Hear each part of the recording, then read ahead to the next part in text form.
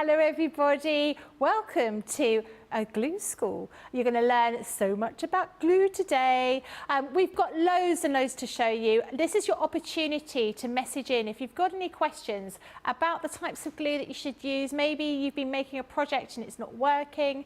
Maybe you need a little bit of advice, or just some clarification about the wealth of sticky products that we happen to sell.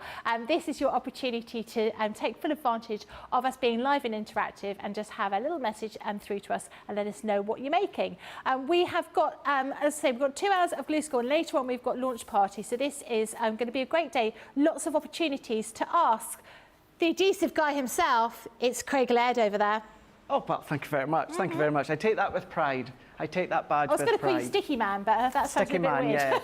Yeah. Let's go with Adhesive Geek for this one right. here. I do love my adhesive. Those that follow me always know that whenever I post anything when it comes to social, I always make a point of the adhesives that I've used. So what we're going to do is we can see just here, on the screen, it may look like a little bit of a jumbly mess, but let me tell you, I've got this all sorted. I've got it all organised. We're going to go step by step by step by step through a variety of different adhesives that we've got here at Crafter's Companion. Now, as Becky said, absolutely get some of your questions in. It could very well be that the question that you ask, I'm going to be covering later on in the show. If that is the case, I will let you know. I'll say, I'm going to be covering that later on in the show. But whether it's something as simple as your tape runner and your dotty tape runner, maybe it's something as simple as your glue gel and your foam pads. Maybe you just can't get to grips with all-purpose and tacky glue. Maybe you want to know how do you use your hot glue against your glue gel, your sprays. We're going to cover all of these bases, not necessarily just for constructing and mat and layer. Some of these you can use your Gilding Flakes, some of them you can use your glitters, some of them you can even do your heat embossing as well. So over the next couple of hours, hopefully we're going to take you right back to basics. This is something to show that you can always go back to, refer to, and step you through the ways, the uses of all the adhesives that we've got. Fantastic, because it is a bit of a minefield, let's be honest. It's a sticky minefield. It's like feeling stuck in the mud, stuck in the glue. It's quite difficult to know when you start out what works, because I think everyone here has their own glues that they particularly like. So where you might find Craig might use all-purpose, someone might use tape runner, and you sort of think, well, why are you using that? Should I not be using that? Should I be using that? So this is going to be a great one for all people, whether you are a brand new to us at Crafter's Companion, brand new at crafting, or indeed, you know, you've been crafting for a while, but actually you've always stuck to the same product. There's going to be a lot of sticky kind of puns. Well, there might be when I look them up, because that's the only one I've got at the moment. Right, we're going to say hello to a few people. So we've got Susie on the socials. We've got Johnny and James in the gallery. They're saying hello. Now, let's have a look. Sam McDonald says, good afternoon, all. Donna says, hello from Florida. I'm getting my notepad and CC pen ready to take notes. Me too. Me too. I've got my pen and my book ready. Kat says, hi, Craig, Becky, team, and everybody. Rhonda says, hello, Becky, Craig, crew, a team social, and all my lovely crafty friends from a sunny, warm Oak Park near Chicago. So do get your messages and questions in if you've got anything to let us know about, or indeed any questions. Oh, well, Lynn Blackledge is here. Hello, Lynn. And Phil Watson is here as well. I missed you too. Do apologise. So what kind of things are we going to be looking at? We're going to look at all the different types of glue that we have. Are we looking at textile glue as well? We are. Now, we're not necessarily going to be having to play with the textile glue, but we'll certainly verbalise where you're going to be using it when it comes to, of course, all the textures, the fabrics that you're going to be using. We do have a PVA one. We do have some of the sprays as well. So I know that a lot of you predominantly are paper crafters, but of course there's many that are sewists, because you follow Becky here with Crafter's Companion and Threaders, and there is adhesives out there for you, not just when it comes to your stitching, but sometimes you need that extra sticky adhesive when it comes to the adhesive, and we've got a number of them that we'll cover again within this show. What is your favourite glue? So my favourite one, whenever possible, which we're going to cover next, is our tissue tape. Tissue tape, that's always my go-to one. Something that I started from the very first day of crafting, and I've stuck with it. no pun intended, with this one there. We're going to have a look at this because this one here will work in conjunction with your tape runner. It's a dry adhesive, but when it comes to a wet adhesives, I tend to go with the tacky glue. But when it comes to, of course, 3D and dry adhesives, it's 3D foam pads as well. But I'll talk you through the pros and cons, because as much as I love foam pads, there is pros and cons to foam pads and glue gels, like there is to a few of the adhesives, Becky. Fantastic. Looking forward to this. Right, we're going to get started. I think what's going to be your first thing you're going to look at, Craig? Right, let's just kickstart with one of the key essentials, which is, of course, our tape runners, or, of course, maybe you're like me and you love to use our tissue tape as well.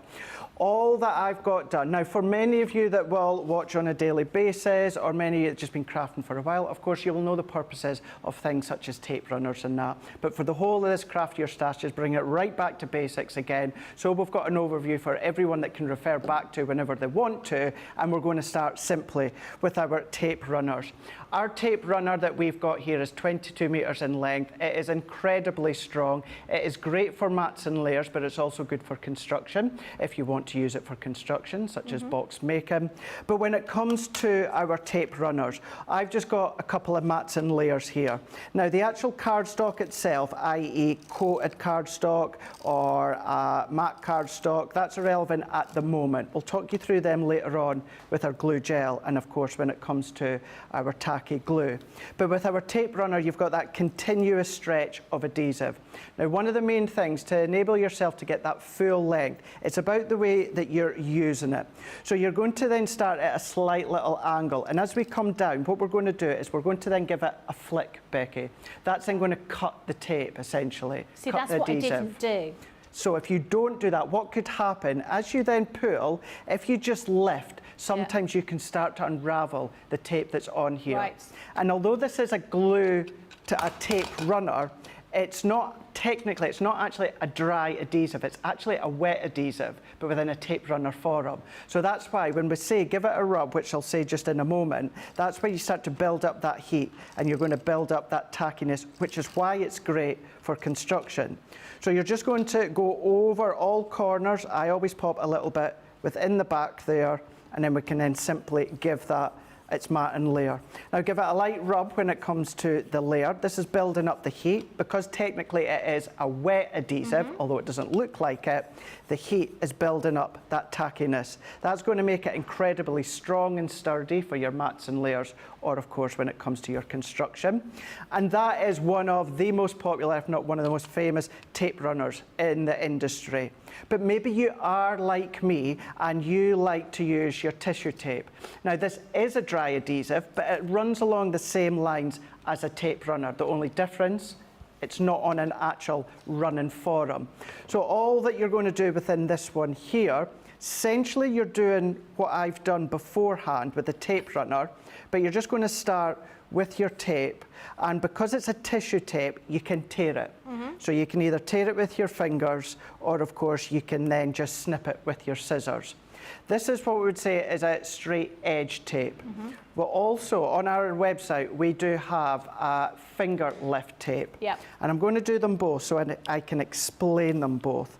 So if I come down here and then here, the two that I've just popped on here, Becky, that is complete edge-to-edge adhesive. So that backing fully covers the adhesive.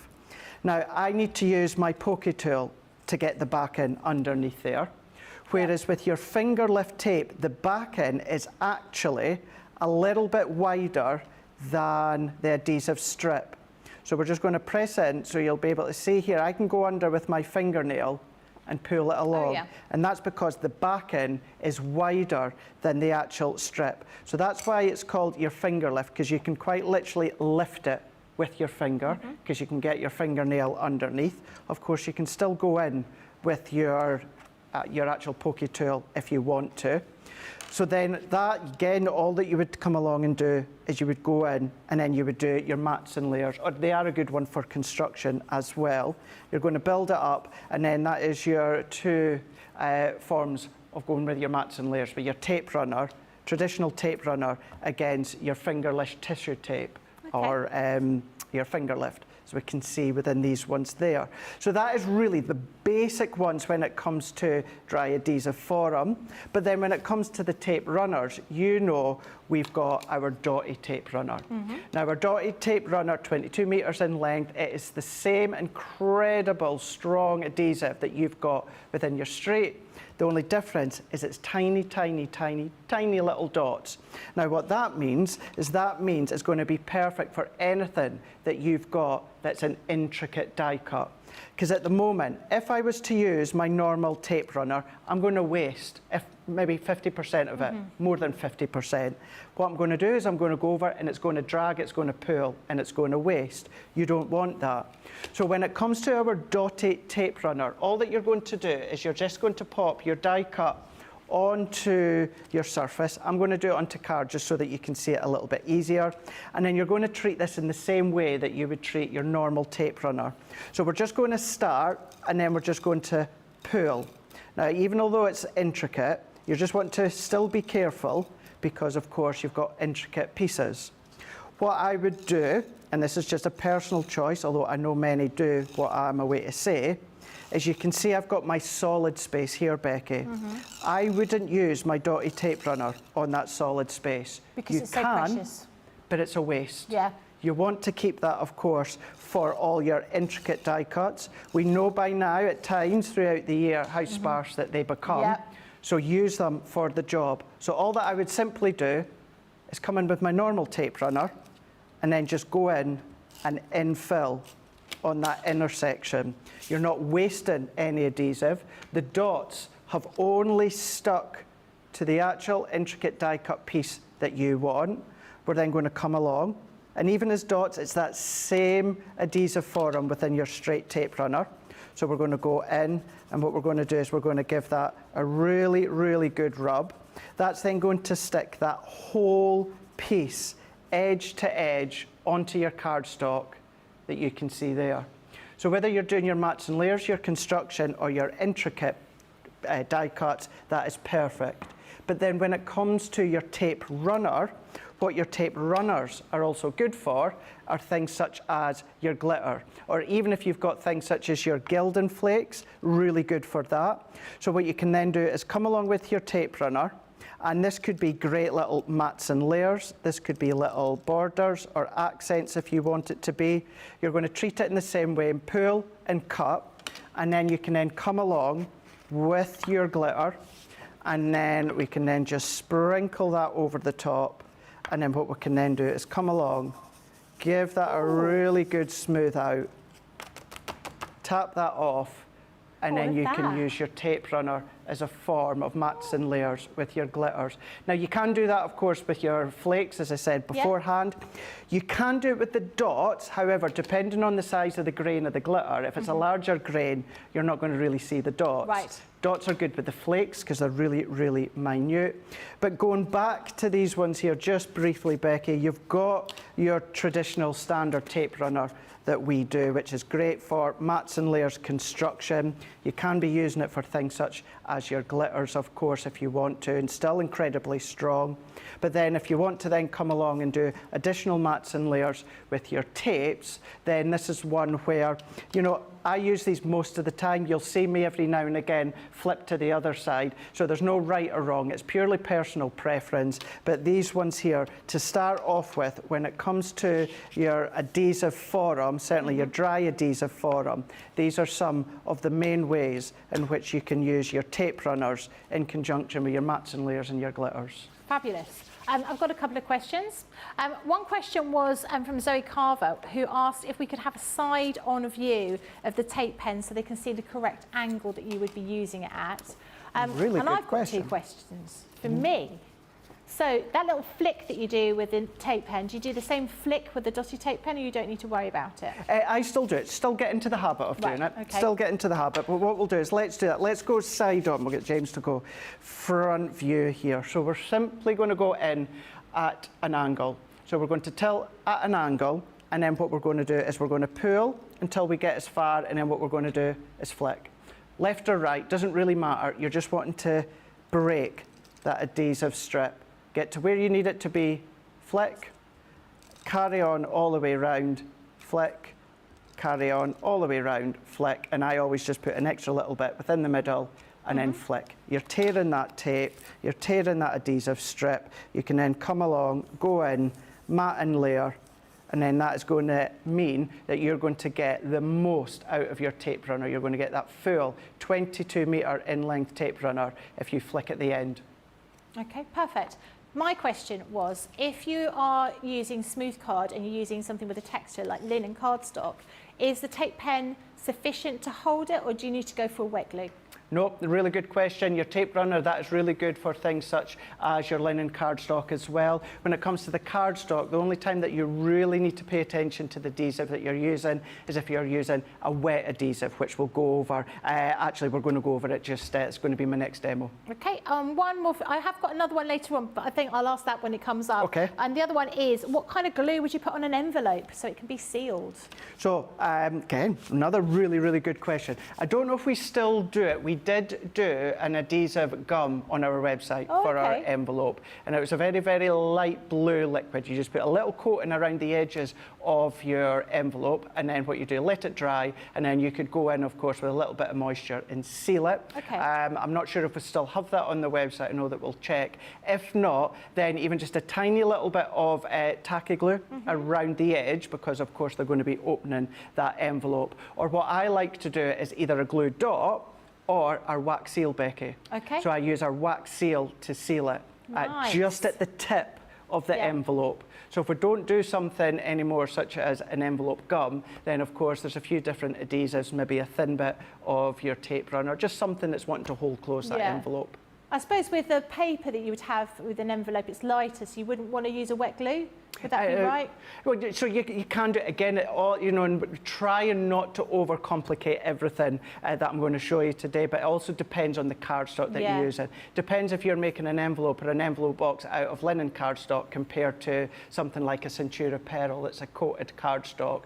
Good thing with an envelope, you don't need much to it to seal it again. Maybe be a little bit fancy, as I say, going with a little wax seal or something. I like that or just a glue dot. A glue dot is nice. Yeah, wax seal looks quite good. And I have seen people using the glue gun to do a wax seal. Exactly, that could work, couldn't it? Of course it could, because then you can sprinkle glitter or flakes or something in it. Excellent. Oh, I like that.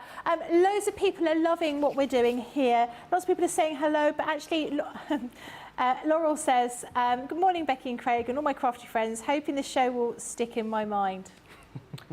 So I'm not so confused. Keep the gluey, sticky puns coming in, that's always good. Lots of people saying they're going to save the show to come back to it later. I think it is one of those ones that's going to be like that today. There's going to be loads and loads of information in here. Keep getting your questions in. I will pass those on to Craig as we go along throughout the day. And good morning to everyone that's been messaging in. I'm conscious that lots of people saying hello, but we want to we want to show you as much as we possibly can.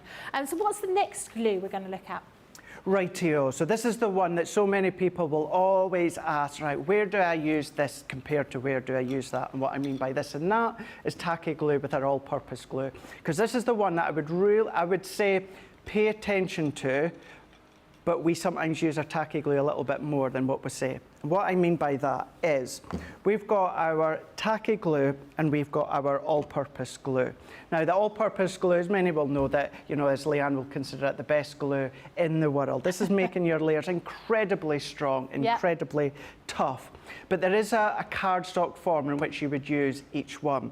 So when it comes to your tacky glue, you would be using that on something like a coated cardstock. So whether it is your luxury cardstock, whether it is your Centura Pearl, you might have coated cardstock out with Crafter's Companion like Adorable Scoreable from Hunky Dory. Anything that's got that coated card or that coated covering, you're going to want to use your tacky glue.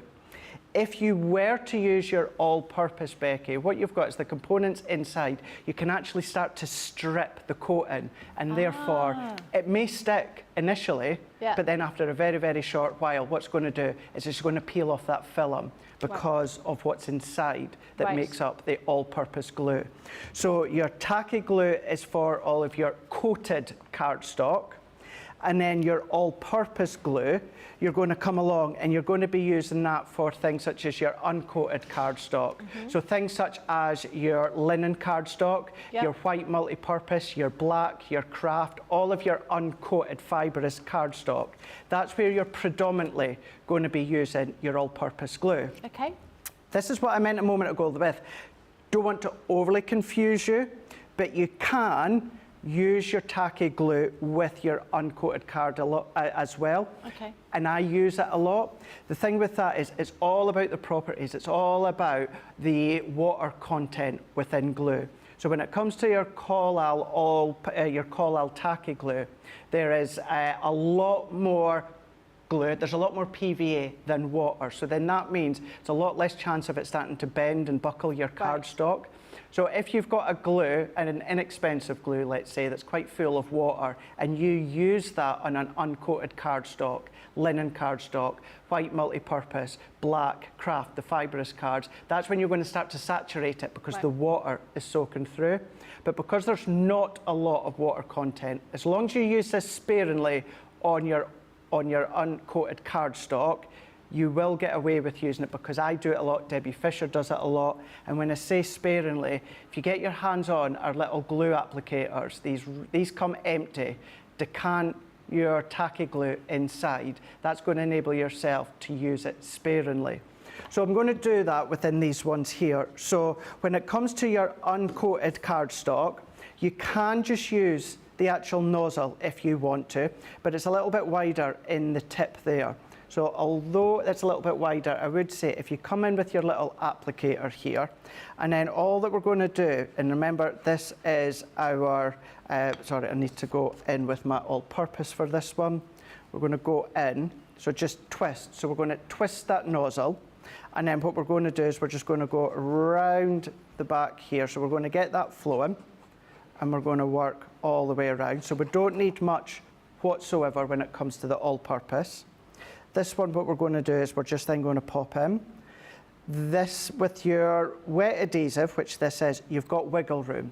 So unlike your tape runner, you need to get quite in place as and when you need. This one, you've got that wiggle room. What you've also got is if you got a little bit that seeps out of the side. So I've just popped it on there, but let's just say that that's just seeped out to the side, Becky. All you're going to do is you're just going to go in, and then you're just going to roll.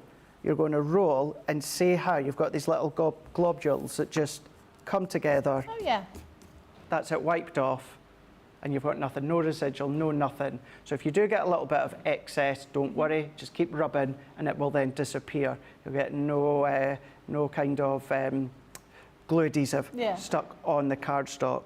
So that'd be your all-purpose glue, which is great for your uncoated cardstock. If we go back to the tacky glue, this is where we've got our coated cardstock. This is the one that's going to be good for all your coated cardstock. And when I said before about sparingly when it comes to the tacky glue, you really don't need much at all, even on your coated cardstock. And this is our satin silver, purposely popped that onto our shedless glitter. And then all that we're going to do is we're going to give that a really light rub. And then that, after just a couple of moments or two, that's going to make that incredibly strong when it comes to your layers, your construction. So with your coated cardstock, the best thing to go by and the best thing to play by is your tacky glue for coated cardstock. Your uncoated cardstock, the best one to go for is going to be your all-purpose glue. But without wanting to complicate it, because I know many of you see us on the team do this, you can use your tacky glue for your uncoated, but if you can, please do use the little applicator, because that's just going to give you a small amount, and that's all that you need. That means you're not going to get any water seeping through, it's not going to bend, it's not going to buckle, and then you've got the best of both worlds. But if you ever are unsure, take a little screenshot of that, tacky glue and coated, all-purpose and uncoated, and then that way you be on the straight road for the right adhesive. Pam Riley says, could you use any of the dry glues for glitter card? Could you use the tape pens for those? So you can do, you can do, and I do it, and that is a good point, because it's something that I do. So let's just show you. So I've got another couple of little bits here. So I just need to then, let's make this one just a little bit shorter. So as much as my go-to is always a dry adhesive, Becky, because it is a coating, over time, if it's sitting on the mantelpiece or it's in a warm room, it can be the most incredible quality of dry adhesive, but the heat and the way that it's just got its stance, it can start to separate sometimes.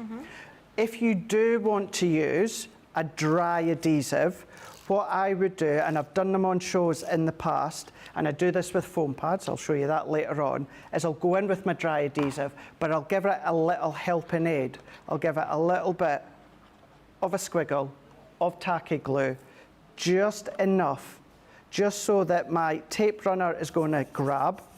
So because my tape runner's grabbed, I can build my card, build my project, pop it in the post straight away, and that tacky glue underneath is then going to dry into both layers. Right. Some might say, well, you're just as well using your tacky glue. Just as well to, just as well to. So yes, you can use your dry adhesive, just think of the environment that it could potentially be in. If it's going to be standing proud for a long period of time in maybe a warm room or something, there's maybe a tendency of over time it can start to then separate. So think of it in that way when it comes to layering up the adhesives. Lovely. And Beverly's got a question, why, or can the all-purpose be decanted into the little applicators like the tacky glue? Why don't we do that? I've never seen anybody using the applicator for your all-purpose. No, and I can't say the exact reason because I can't remember what Leanne told me. Because I remember asking Leanne this, this was a while back, and I did say, you know, is it advisable to pop the all-purpose glue into the little applicators? And she says no, the all-purpose glue it's best to keep in its original container. Again, it's to do with what's inside the actual adhesive itself. Of course, when it comes to your tacky glue, very more of a wet glue because you've got the water in it, of course, the components in an all-purpose glue. So I can't remember the exact reasoning behind it. I just know that I did speak to Leanne once, and she did advise that when it comes to the small applicator, it is then best to leave the all-purpose in its all-purpose container, and then your tacky glue is a good one to decant in. That's because that was something I was thinking of when I was watching you there, and I was thinking we only ever have tacky glue in those little applicators. That's really good. Do keep your questions coming in. I've got people messaging in talking about the glue that they've been using and what they're learning here. So Joe says, thank you CC for all the learning opportunities this week. And Christine says, I've been crafting for years, watching Crafters Companion since it started, and I've never had the glues explained like this. Thank you so much. So really useful for people. Laurel suggests that we make a cheat sheet. Oh, she's going to make a cheat sheet to hang around by her crafting table. And Kirsty D says, I found the all-purpose glue great for doing small repairs and chips on ornaments. Absolutely. I've not even gone down that road yet. As I say, we've still got an hour and a half. There's still so much that I want to go in. And it's just all about, I don't want to bamboozle everyone, and I don't want to then just throw everything at you at once with different adhesives. So I've got a layout at the side of me, and I've got a purpose to that layout. So absolutely going on that one that we touch later on. Yeah, if you want to be using that as a way to then, of course, maybe fix some of the ornaments or anything like that, you can absolutely do that. It holds so many materials. Excellent. Brilliant. Right, we're going to give you a little bit of a break. We're going to have a quick drink, and we will see you in a couple of moments.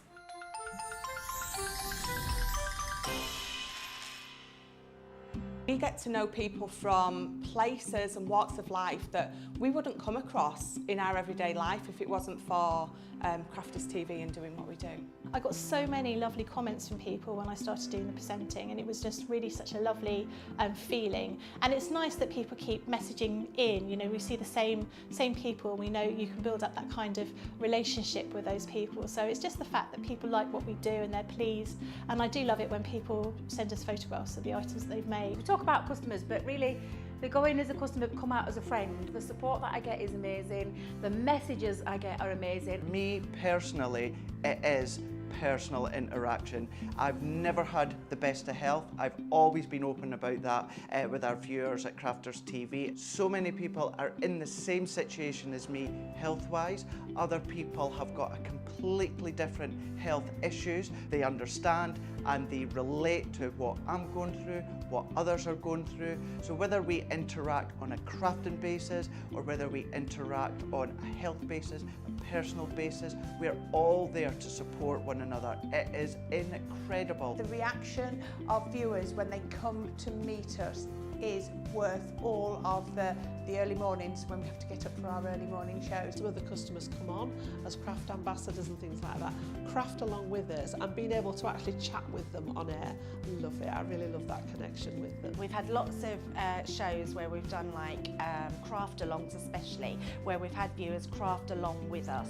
We had a particular viewer, Joy, who joined us once before, and she literally made me cry on air, and Joe, because the things she said about us, it really was quite humbling that there are people out there that watch us and invite us into their living rooms and really treat us like family.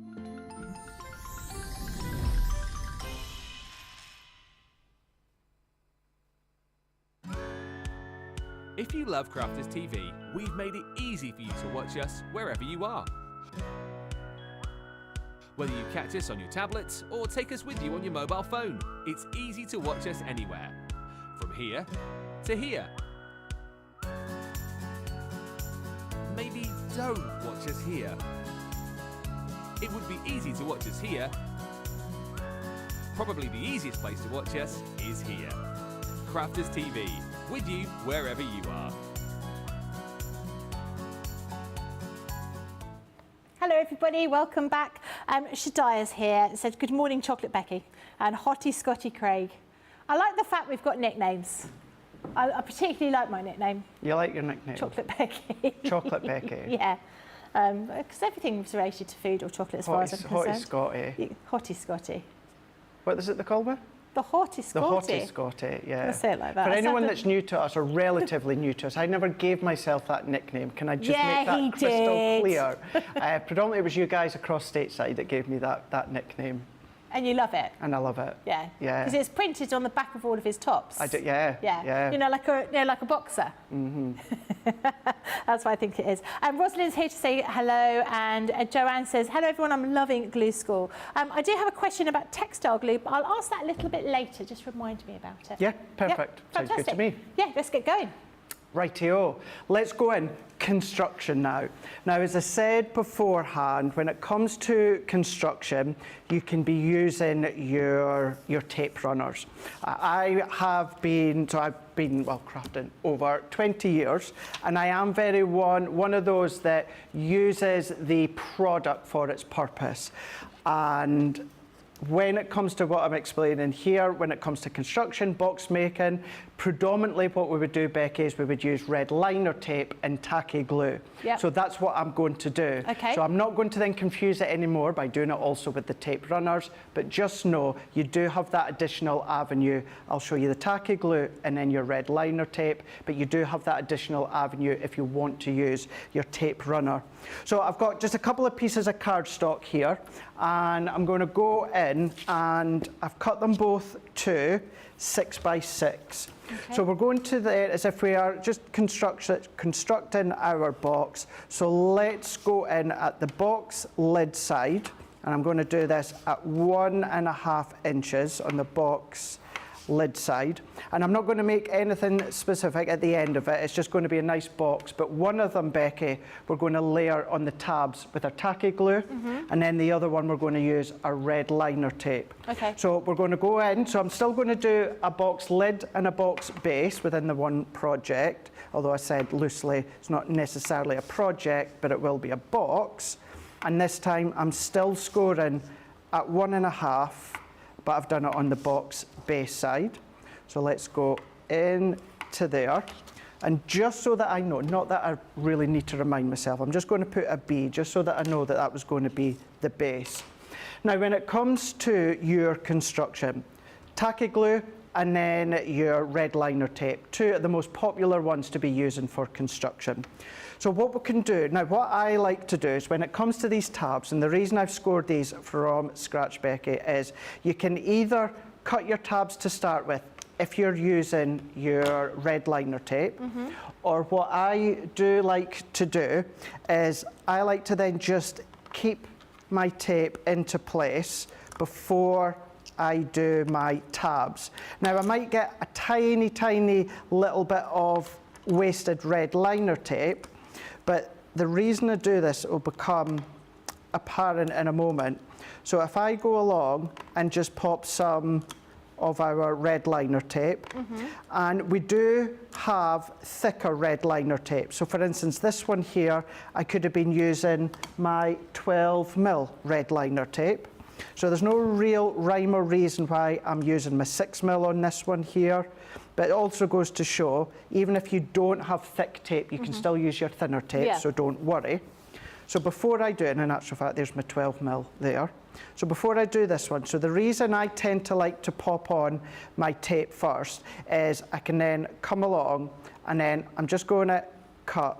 Now, as I said a moment ago, I will get a little bit of wastage when it comes to my red liner tape, but for me, the reason I prefer to do it that way is if I do these last couple and then come in with this one here, if I were to do my cut first, and it might just be psychologically for me, but it just seems a little bit more of a nuisance having to go in, cut, and then trying to get up, and then because your tape is at a straight angle, what I'm doing is I'm ending up overlapping. I'm going to do the same here. Then what I have to do is, because I've got these little off bits here, I have to come in, snip them off. And I know it's not a big deal, but for me, it's just one of those things. I prefer to put my tape on first makes sense. and then cut. So before we assemble that one and score it, what we're going to do is we can do the same on here. Now, when it comes to, of course, your wet glue, you will need to pop your tabs into place. So however you create the tabs of your box, because I know some do it in a slightly different way, but the formation of the box lid and base is exactly the same. So let's take these ones off here. We're going to give that a little bend. You can give it a burnish if you want to, but because this is really for the purpose of the adhesive, I'm not going to spend time burnishing. We'll just fold all of these, and also you could have folded them beforehand. No rhyme nor reason as to why I'm folding them afterwards. Again, it's just a good way to show you the both main adhesives. I would class our main adhesives for your construction. You can still come further on as well, but when it comes to your red liner tape is incredibly strong. It's the strongest tape out there that is dry. Now the difference, it is a lot stronger than tissue tape. Tissue tape you can tear. Red liner tape is plastic, so you can't tear that. It needs to be cut with scissors or a craft knife, but it is incredibly strong, and I'll also show you in a moment how strong it is and how you can use it elsewhere. Are you going to tape yourself to a board and then hang yourself up in the sky? Funny enough, that's exactly what I'm going to be doing. Excellent. Absolutely. That's what I'm going to be doing just next. I'm looking forward to that. I've got that aquamarine just outside with the big glorious sharks. Going back to an old TV advert many years ago about, I think it was about wallpaper. It was about wallpaper paste. That all came off perfectly. How did you make sure that your red liner, your actual backing of your red liner tape came off so easily? So what I did do, and maybe you've seen it, maybe you didn't, but once I popped it on, before I popped all of the backing off, Becky, I just went in with my finger and gave it a rub. Now, you can do it with your bone folder. So if I just bring in this little bit of scrap that I've got here. So if you're going to go in with your red liner tape, you can simply go in. And then what I'm also going to do, and while we're having a look up ahead, so I'm going to lightly press that. I'm not sure if we'll be able to catch it. So we can see how we can see more red on the tape there than there. So that just means we need to compress that a lot more. So if I come along and really press that in, it goes a lot more darker and red. That just means that we've really pushed it onto the top layer of cardstock. Okay. So I just give it a rub over with my finger. You can go over with your ball tool, or you can go over with your bone folder, something like that. And then when you come along, because that's really now got to grips with our cardstock, just come in with your pokey tool, lift in the corner. Oh, okay. And then you can then take the next one, lift. And these are so staticky. So you're either going to have a fight and flick with them, or if you've got a damp kitchen cloth or a microfiber cloth at the side of you, just lift, wipe, and that should grab it enough. Oh, okay. So you can Good go to with know. that. So that's how I get them off really, really easily, and that's just making sure that you really press in or burnish your red liner tape. So that one there was our base. Now that is, with the red liner tape, incredibly strong because it's good for your construction. We're going to go in with the lid now, and with the lid, either use your red liner tape, or let's show you what it's like with your tacky glue. And with the tacky glue, again, this is an absolute godsend, because this enables yourself to just pop in the right amount of glue. Becky, that is literally all that you need when it comes to layers or construction. What I do, and this is all things, and you'll hear me say what I do, and that is just because it's things that I do, whether you do them or not, it's up to you. I'll go around all of them, all the tabs with the tacky glue, then I'll go back to the beginning, and then I'll start to stick. What that's doing is that's giving these other 3 layers just a few moments to start to go off. So as it starts to go off, it goes even more tacky. So therefore, it's going to grab even better.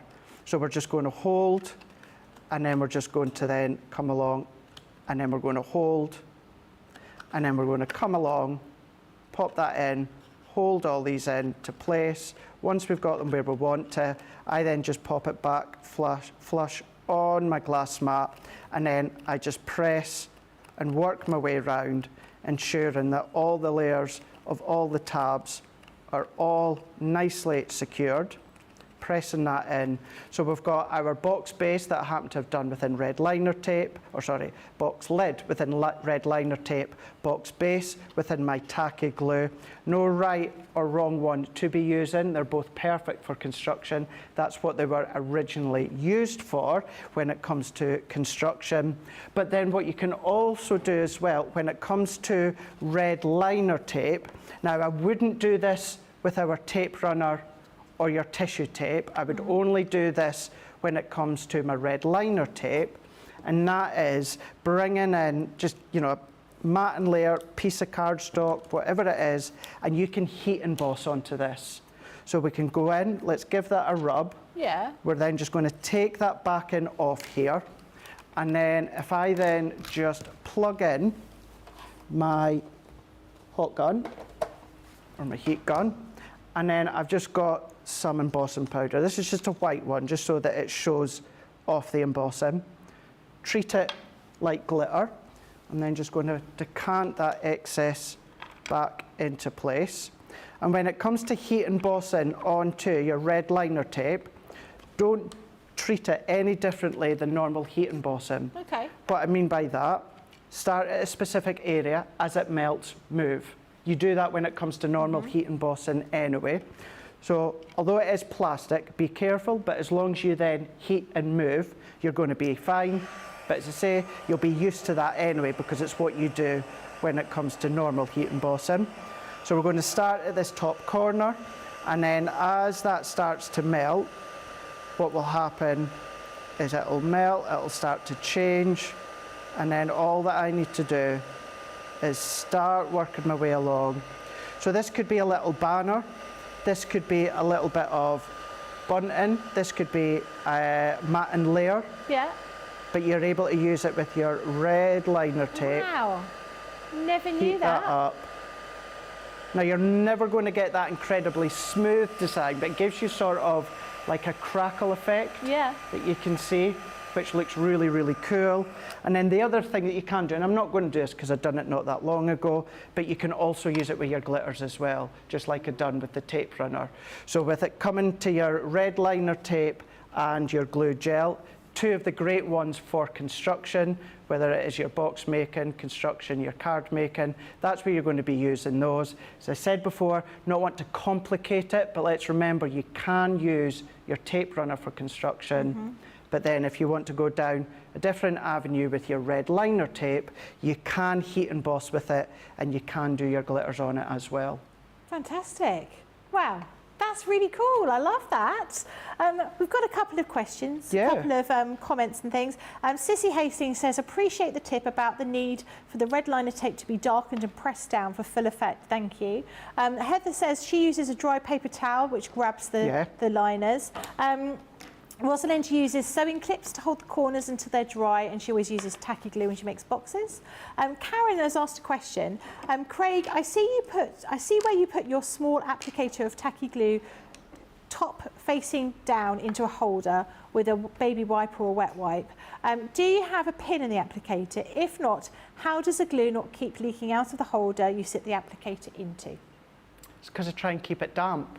So this is what I do. This is just an old glitter tub, glitter container. So it could be anything, just a tiny little container, something.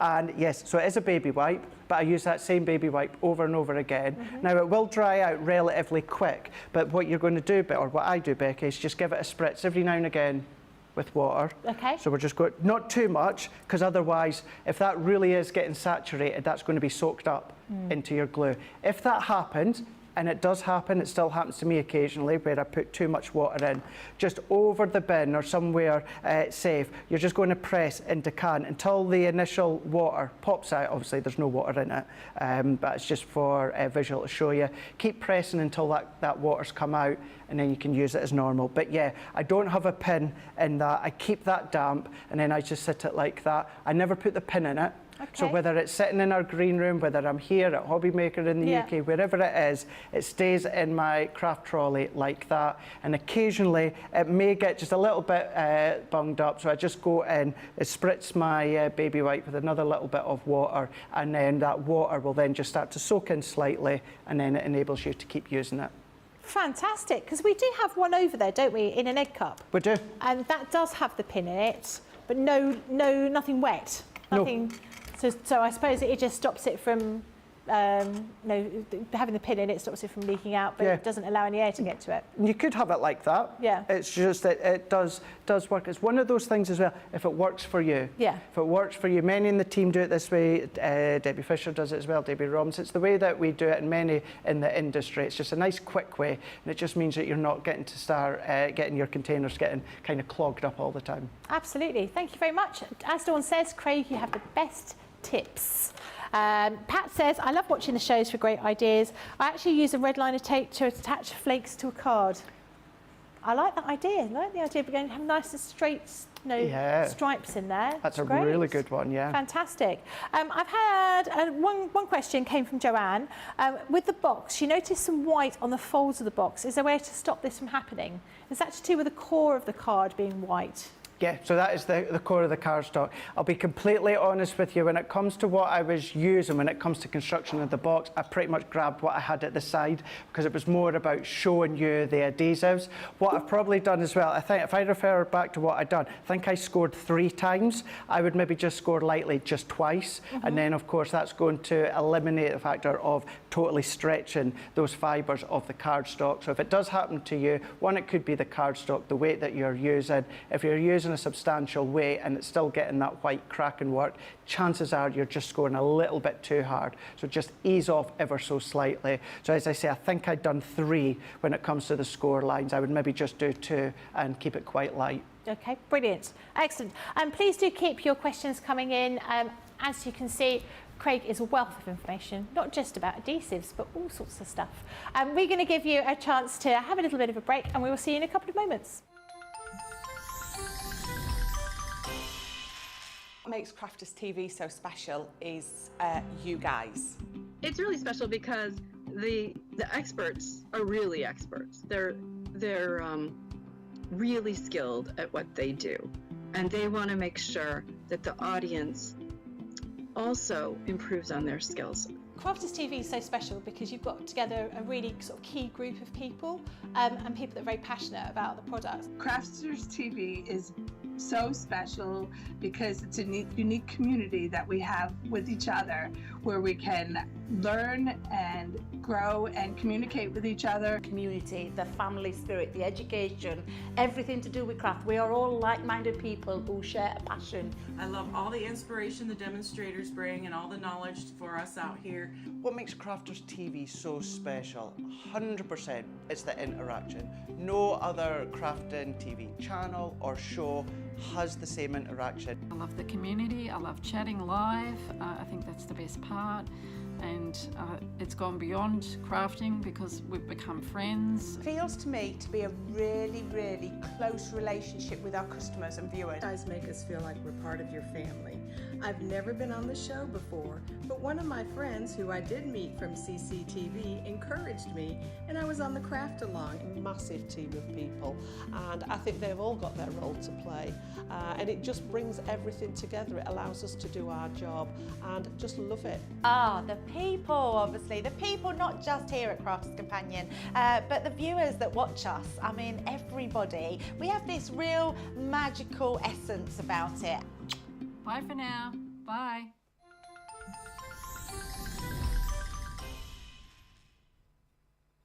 Here at Crafters TV, it couldn't be easier to get social with us. Whether you're watching on Facebook or YouTube, on your TV or tablet, you can get so close to the action, it's like you're in the studio with us. You can ask questions about products or crafty techniques. Get hints and tips from our expert demonstrators. Plus, share pictures of your crafty makes with our amazing community. Crafters TV, getting you closer to the crafty action.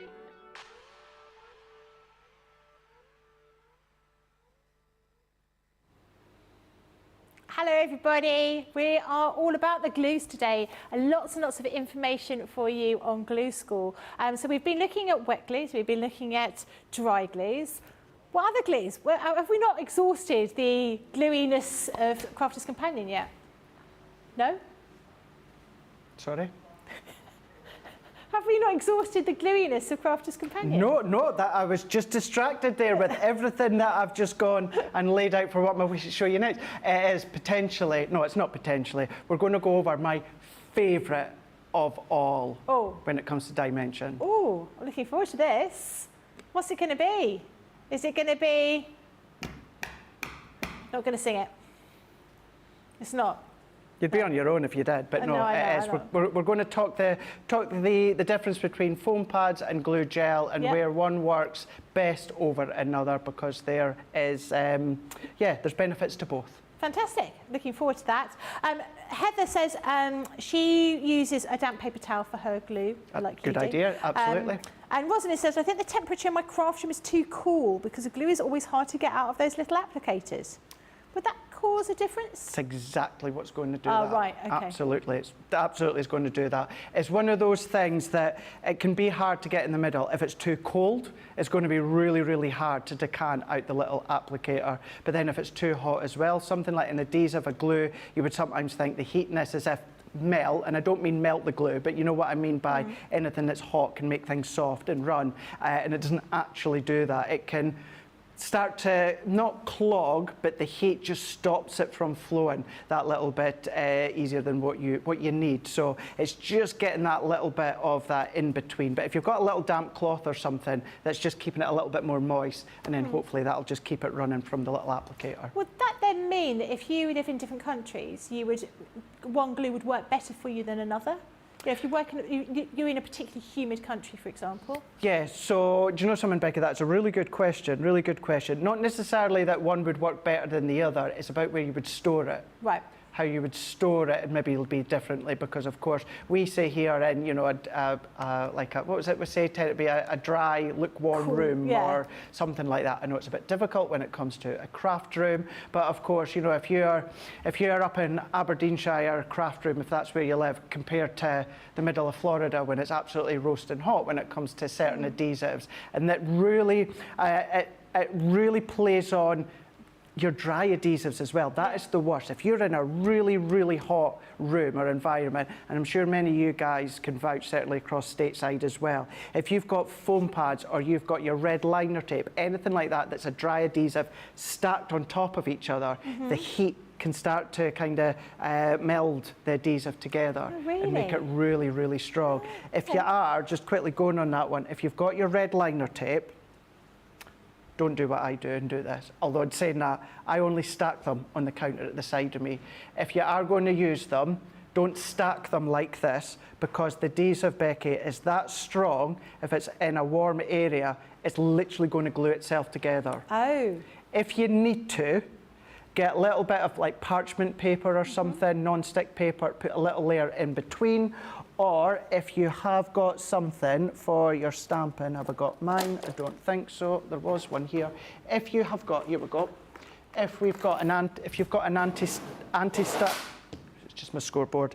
If you've got an anti-static bag, go around each of the edges with your anti-static bag. What is in an anti-static bag then? It's just that, see, you could use, if you were to make your own, you could use anything like talcum powder or baking powder, something like that. It's just to de-tack. Now, this isn't going to affect the inner roll of your red liner tape.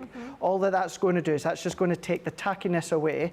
Or if you get fed up of loads and loads and loads of little bits just getting stick to them, once you open your red liner, tap the edges with an anti-static bag or baby powder or something like that, and then that's just going to de-tack the edges, and then you can then come along and stack them. Fantastic. And they're going to be fine. Excellent. You're covered in stuff now. Craig's so filthy over there. You need a baby wipe to clean everything up. But that's really, really handy, because I've got red liner tape, and that's exactly what's happened to mine. They've all just melded into one. I wish I'd known about that a little bit earlier. Right, you're going to show us your favourite thing to do with glue. I am. So this one, what we're going to do is we're going to start with the glue gel, and then of course our foam pads, but we're then going to like sideverse into your hot glue, and then also your big foam pad sheets that we've got, because there's nice ways in which you can use them. But let's go in, let's just use our topper. So your glue gel and your foam pads, perfect for depth and dimension that we've got here. So I've got the syringe that you get with your glue gel. I've purposely found one that's completely empty. Because another question that we get asked quite a lot is about filling it up. So all that you're going to do is you're just going to take that whole lot out there, and then you're going to go in with your glue gel. So I'm just going to take any of these little excess bits away.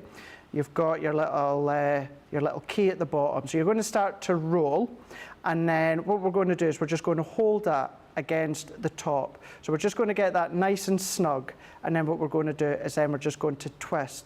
So if I put that black over the top, you'll maybe see that the glue gel is starting to decant into. Now, only come maybe about half the way. Don't go and fill the whole lot, half the way, just near enough 2/3 of the way. We're then going to go along, and then we're just going to press. And when you're not using it, what to do, Becky, is make sure that you've got a little bit of excess glue, just popping out the top there. Pop the cap on, that's going to seal it, and that's going to stop it from bunging up. Same with your actual glue gel. So if I turn it on its side, see how I've got a little bit that's just popping out the top there. We're going to twist it a little bit more, put the glue on, or the cap on, seal it, and that's going to seal it. It's not going to seal it to block it, it's going to seal that rim, so then therefore when you take the lid off, you can go away, use it straight away without it being bunged up. So that's how you're going to then decant into your actual syringe. If you watch me, you will know I very rarely use the syringe. I just use a pokey tool. Whatever way you feel comfortable using the glue gel, it's up to you. I will use the syringe for the purpose of this one, because you do get your syringes in collections with your glue gel. So I've got my glue gel and I've got my foam pads. Foam pads we get in maybe about 8 different sizes and a few different depths as well. So foam pads certainly has its ways of uses that I'll go over in a moment, but we'll start with the glue gel. The glue gel, what we can do is we can start to layer together. Now with anything that's like decoupage, I tend to go in with the base layer flat, Becky. Okay. So I can go in with my tape runner and then add that onto what will be my card blanc or my matte layer, putting this against black just so that you can see. What I'm going to do, while we're here, let's do this one for my foam pads in a moment. So do them both together. Go in with our base layer. Base layer you can absolutely put on with foam pads and glue gel if you want. All depends on how much depth that you want. So we're going to go back into our first one. So with our glue gel, the glue gel opens up a world of different depths. You're in full control of how deep that you want your decoupage. So you're just going to go in with your glue gel. You can either shape your layer or keep it flat. You know that Sarah tends to shape it a lot. I tend to keep it flat. No right or wrong way. It's whatever way that you like. You're going to go in with a number of globules just to make sure you've got a nice coverage. And then we're just going to go in. Now the benefit of the glue gel, and if you're a beginner crafter, believe it or not, I'll always recommend glue gel over foam pads. Okay. Because with glue gel, I've got wiggle room. I can wiggle that into position, plus I can press that down, or if I want it higher up, Becky, I can lift it up higher if I want to. Okay. I'm in complete control. You're then just going to go into your second layer, and then we're going to do the same. We're going to overlap, overlayer, pop that into position, wiggle it into place. If you've wiggled it into place and you move your base layer, just wiggle that back in, and then you go and do the same with your final layer. You're going to go in with your glue gel. You don't need much at all because then you're in full control as to whether you're pressing down or you're lifting up. Now the only thing with glue gel is if you are in a hurry to make a card and send it, I wouldn't use glue gel because you need to let that dry.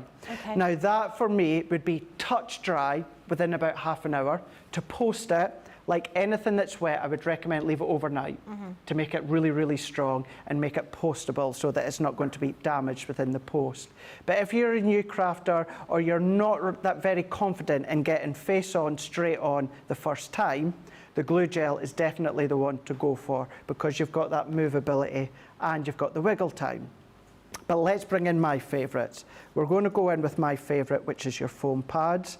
Now with the foam pads, okay, you don't have as much choice within the depths. There's still about 8 depths out there when it comes to foam pads. Right. Unlike glue gel, there's an infinity amount of depth, you're in control. But your foam pads, you're going to come along and then you're just going to position them as and where you need. And if you want to chop them up, if you want to bend your layers, you can do that. You can manipulate them. I don't always put foam pads in all areas because I like to have that additional little bit of movement. But you're going to come along and then you're just going to pop your foam pads as and where you need them. And then what we can do is we can then take our layer off. And this is where you need to be quite straight on to start with. So if I lift like that, can you see these 2 fingers here? I'm kind of creating a guard between my foam pads and the base. So what I mean by that, essentially my fingernails, Becky, are flat against my layer. So I can move that about without it sticking. Okay. And then what I can do is once I'm happy, I can come along, hover. And once I'm happy, if I want to move it, as long as I've not pressed too much, I can lift. But once I'm happy with where I am, press it, that's solid now. That's solid and ready to go. We can come along with our next layer, do the same. We can then move that about and solid, and we're good to go. I can now make my card and post it, unlike the one with the glue gel. So this is where, you know, you've got benefits, pros and cons for both. If you do like to use foam pads or you insist on using foam pads, but you want that little bit extra wiggle room, your tacky glue. Okay. So your tacky glue, come along and then take the backing off, put a little squiggle of tacky glue on the back there. So what that means, Becky, is I've now got, that's on there, but I've got wiggle room. So I can then go and press. That foam pad now is strong enough for me to still make and post my card. That glue will continue to dry through the foam and, of course, my layer. So if you do love to use the foam pads or you want to use them, you can get a little bit of wiggle room by adding your tacky glue. But with your foam pads, that gives you instant height and strong height ready to post, although you're a little bit restricted on the height and the depth that you can create. Your glue gel, you've got wiggle room, you've got movability, you're in full control. Do you want it shallow? Do you want it high? Do you want it deep? The only thing is you can't post it until it's fully dried, which we would say overnight.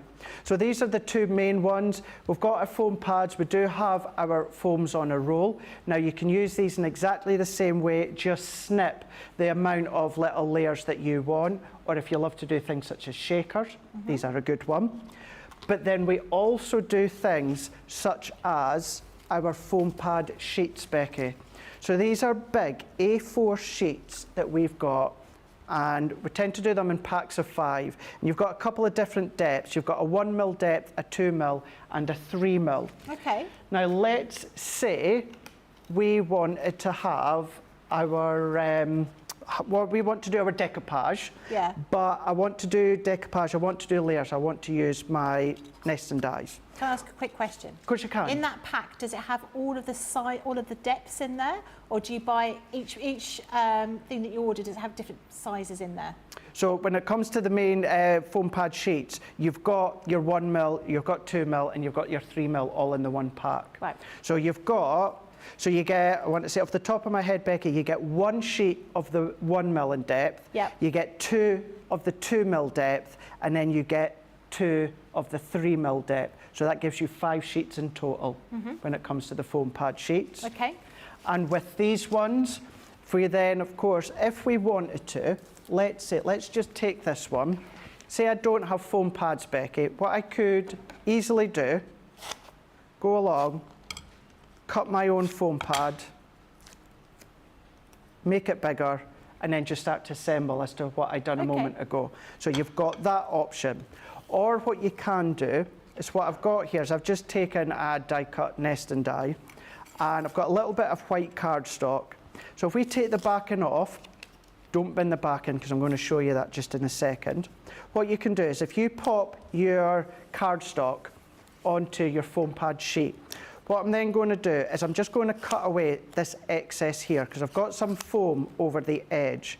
Now if I run that through my Gemini, it may stick. So I'm just going to snip all of that off so I've got no residual sticky foam on the outer edge. And then I'm going to go in with my nest and die. Now that is 3 mil, that is the thickest one within that pack. What I'm going to do is let's just tape that down. We're going to come in with our plates. Now I'm going to use our normal plate configuration for this. Base cut-and plate. We're going to do frosted magnetic top plate. I've got my Gemini underneath. I'm not going to bring it out because I've got everything ready here, of course, for the glue gel and well, the adhesive. So as this just comes out underneath here, I won't remove my plates until you've seen them. Let's bring them in, and then what I can then do is I can then come along, pop that out. Now your initial layer may stick around that outer edge, but all that we're going to do is we're just going to peel that out. Now I've got a full layer that's edge to edge adhesive. So if I wanted to lift that up on foam pads, instead of using the small foam pads that I showed you a moment ago, you can die cut all the way through. So if you've got nest and die shapes, then of course you can cut through them.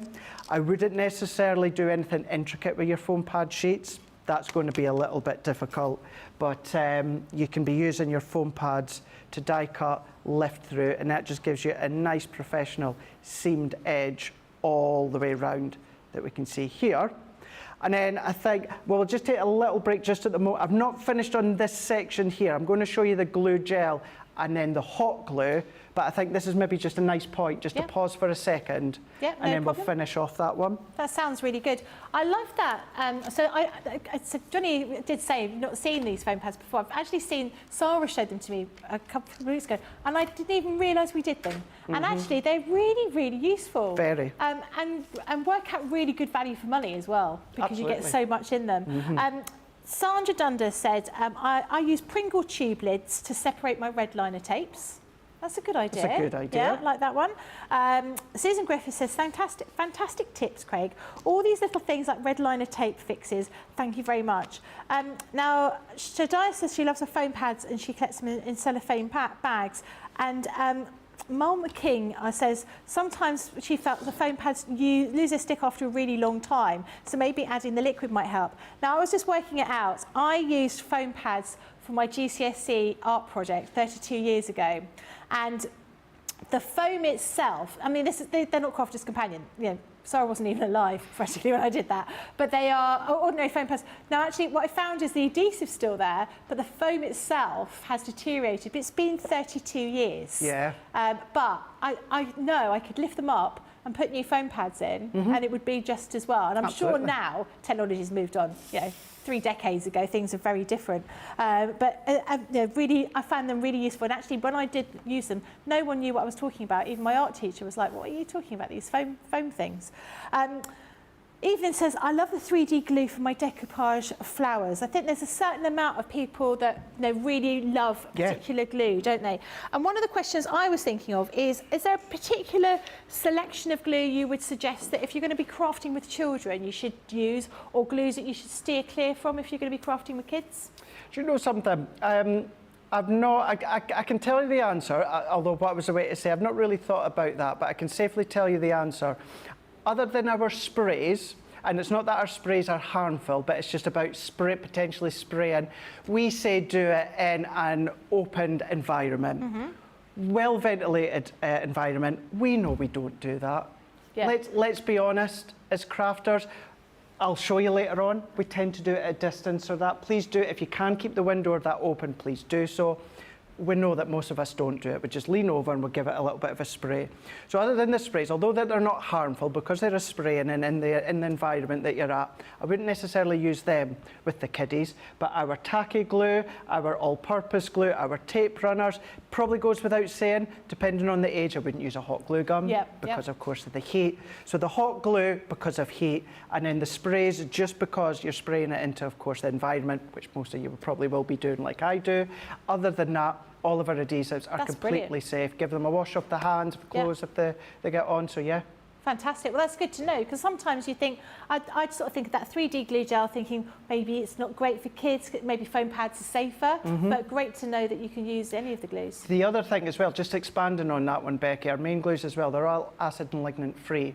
So if you are wanting to use them within your scrapbook pages, when I do any like scrapbook pages or memory books, and it's just me, I won't stick the original onto the card. I'll use maybe a little photo corner or something, and it's just me. Although our adhesives are absolutely safe for you to do that on old photos, they're not going to deteriorate. I think it's just within my mind, because it's an original photo of my gran or my granddad or my nan. I just don't want to do that. I want to safely pop them in with photo corners, but you're safe in the knowledge that if you do use any of our glues, our tacky glue all-purpose, on the back, we do have as well photo glue that are on the website. There is that many that we're just touching upon, the key ones that we can do, safe in the knowledge that our glues are acid and lignin free. Fantastic. That's great. Now, if you've got any questions, please do message in. Let us know what the questions are, because obviously Craig is here to answer all your sticky questions. Oh dear. If you get stuck, let us know. I'll try. You're going to carry on, aren't you? I'll try. Yeah. I will. Let's go. Rightio. What we're going to do within this one here is embellishments. Now, with the embellishments, the amount of embellishments that you can absolutely use and stick when it comes to your tacky glue is incredible. But if we think about it, predominantly most of us with our gems or our big gems, our bling, our embellishments, would tend to use either a glue gel or, of course, our hot glue. So that's what we're going to be using here. So I've just got a couple of embellishments that I've got here to the side. So quite simply, it could be your die cut flowers that we've got. It could be any of your ribbons. If you want to use your glue gel, of course, all that we need to do is just go into place and then pop it as and where we need. So it could be the corner of your card. You can start to do a little surround if you want to.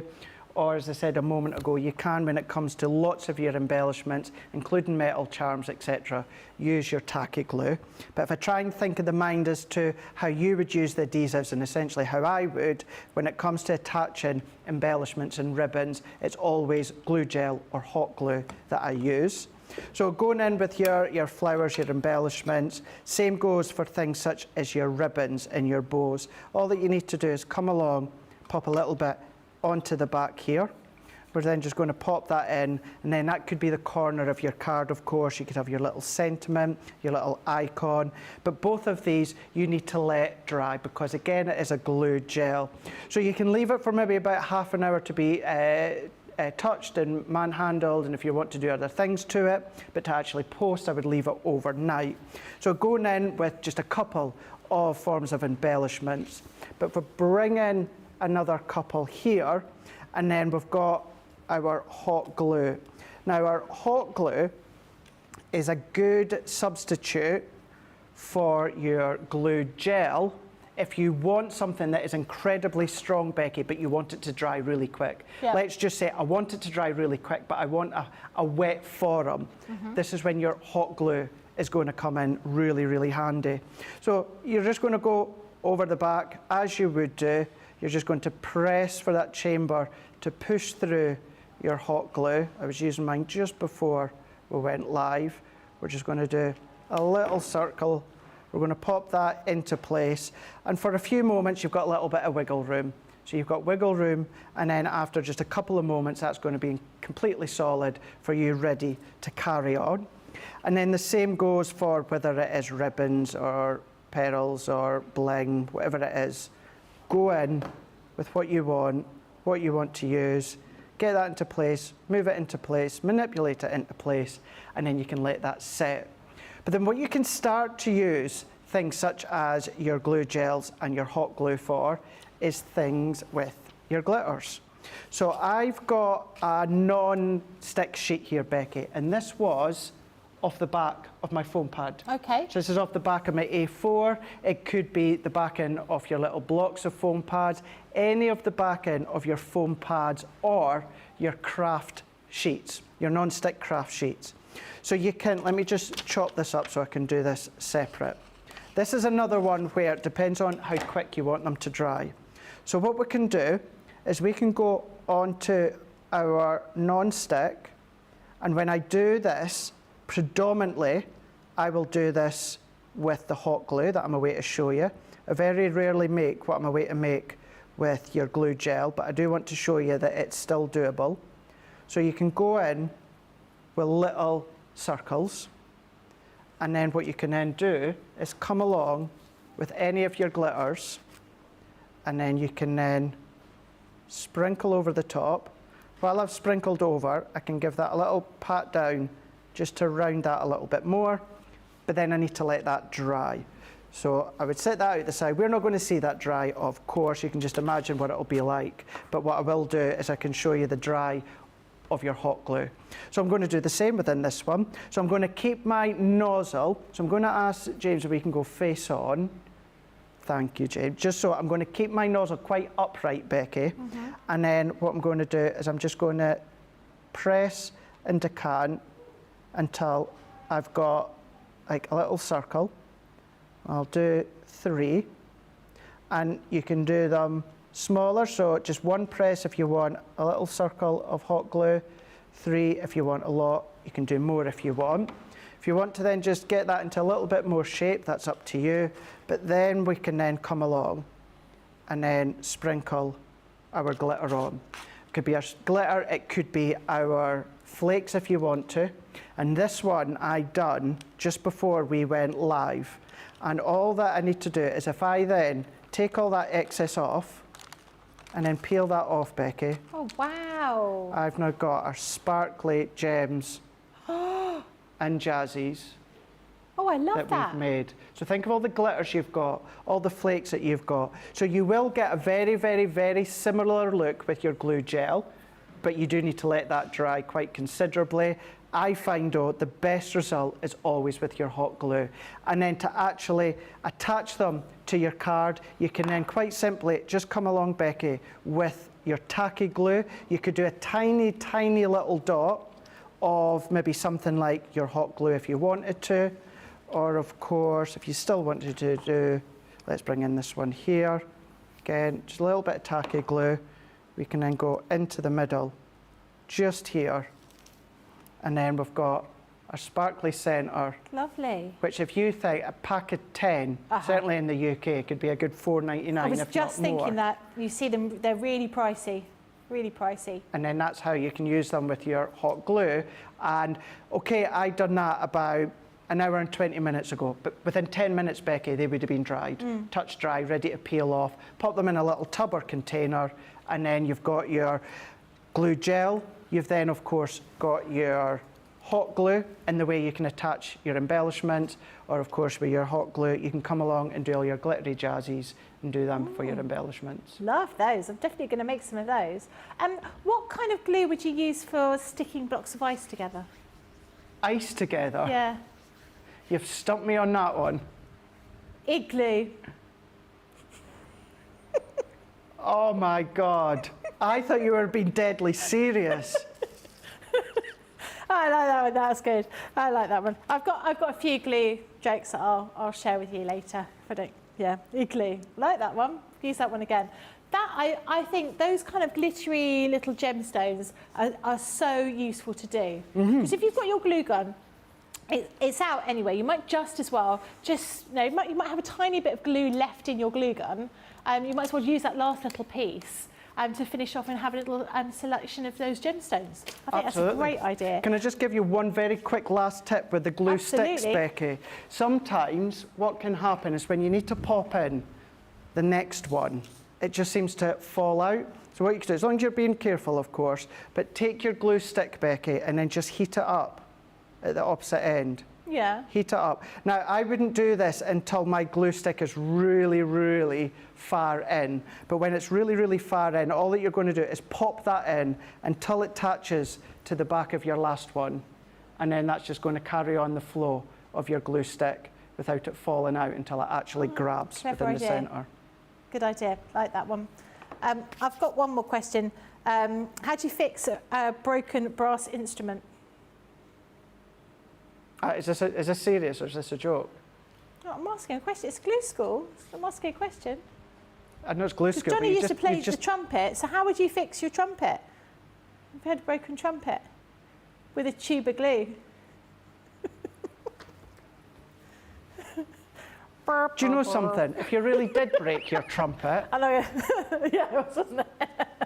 then your tacky glue would probably do it. Thinking back of all the different embellishments and that, the metal charms and what have you. Would they stick? Do you reckon? Should do, yeah. Has anyone got a broken brass instrument that we could fix with some glue? Let's see. Do get your questions in if you've got any questions. I've been asked a question actually about textile glue. Are you going to do anything about textile? You've got them over there. Okay. If we can find some felt. The question is the difference between felt glue and textile glue.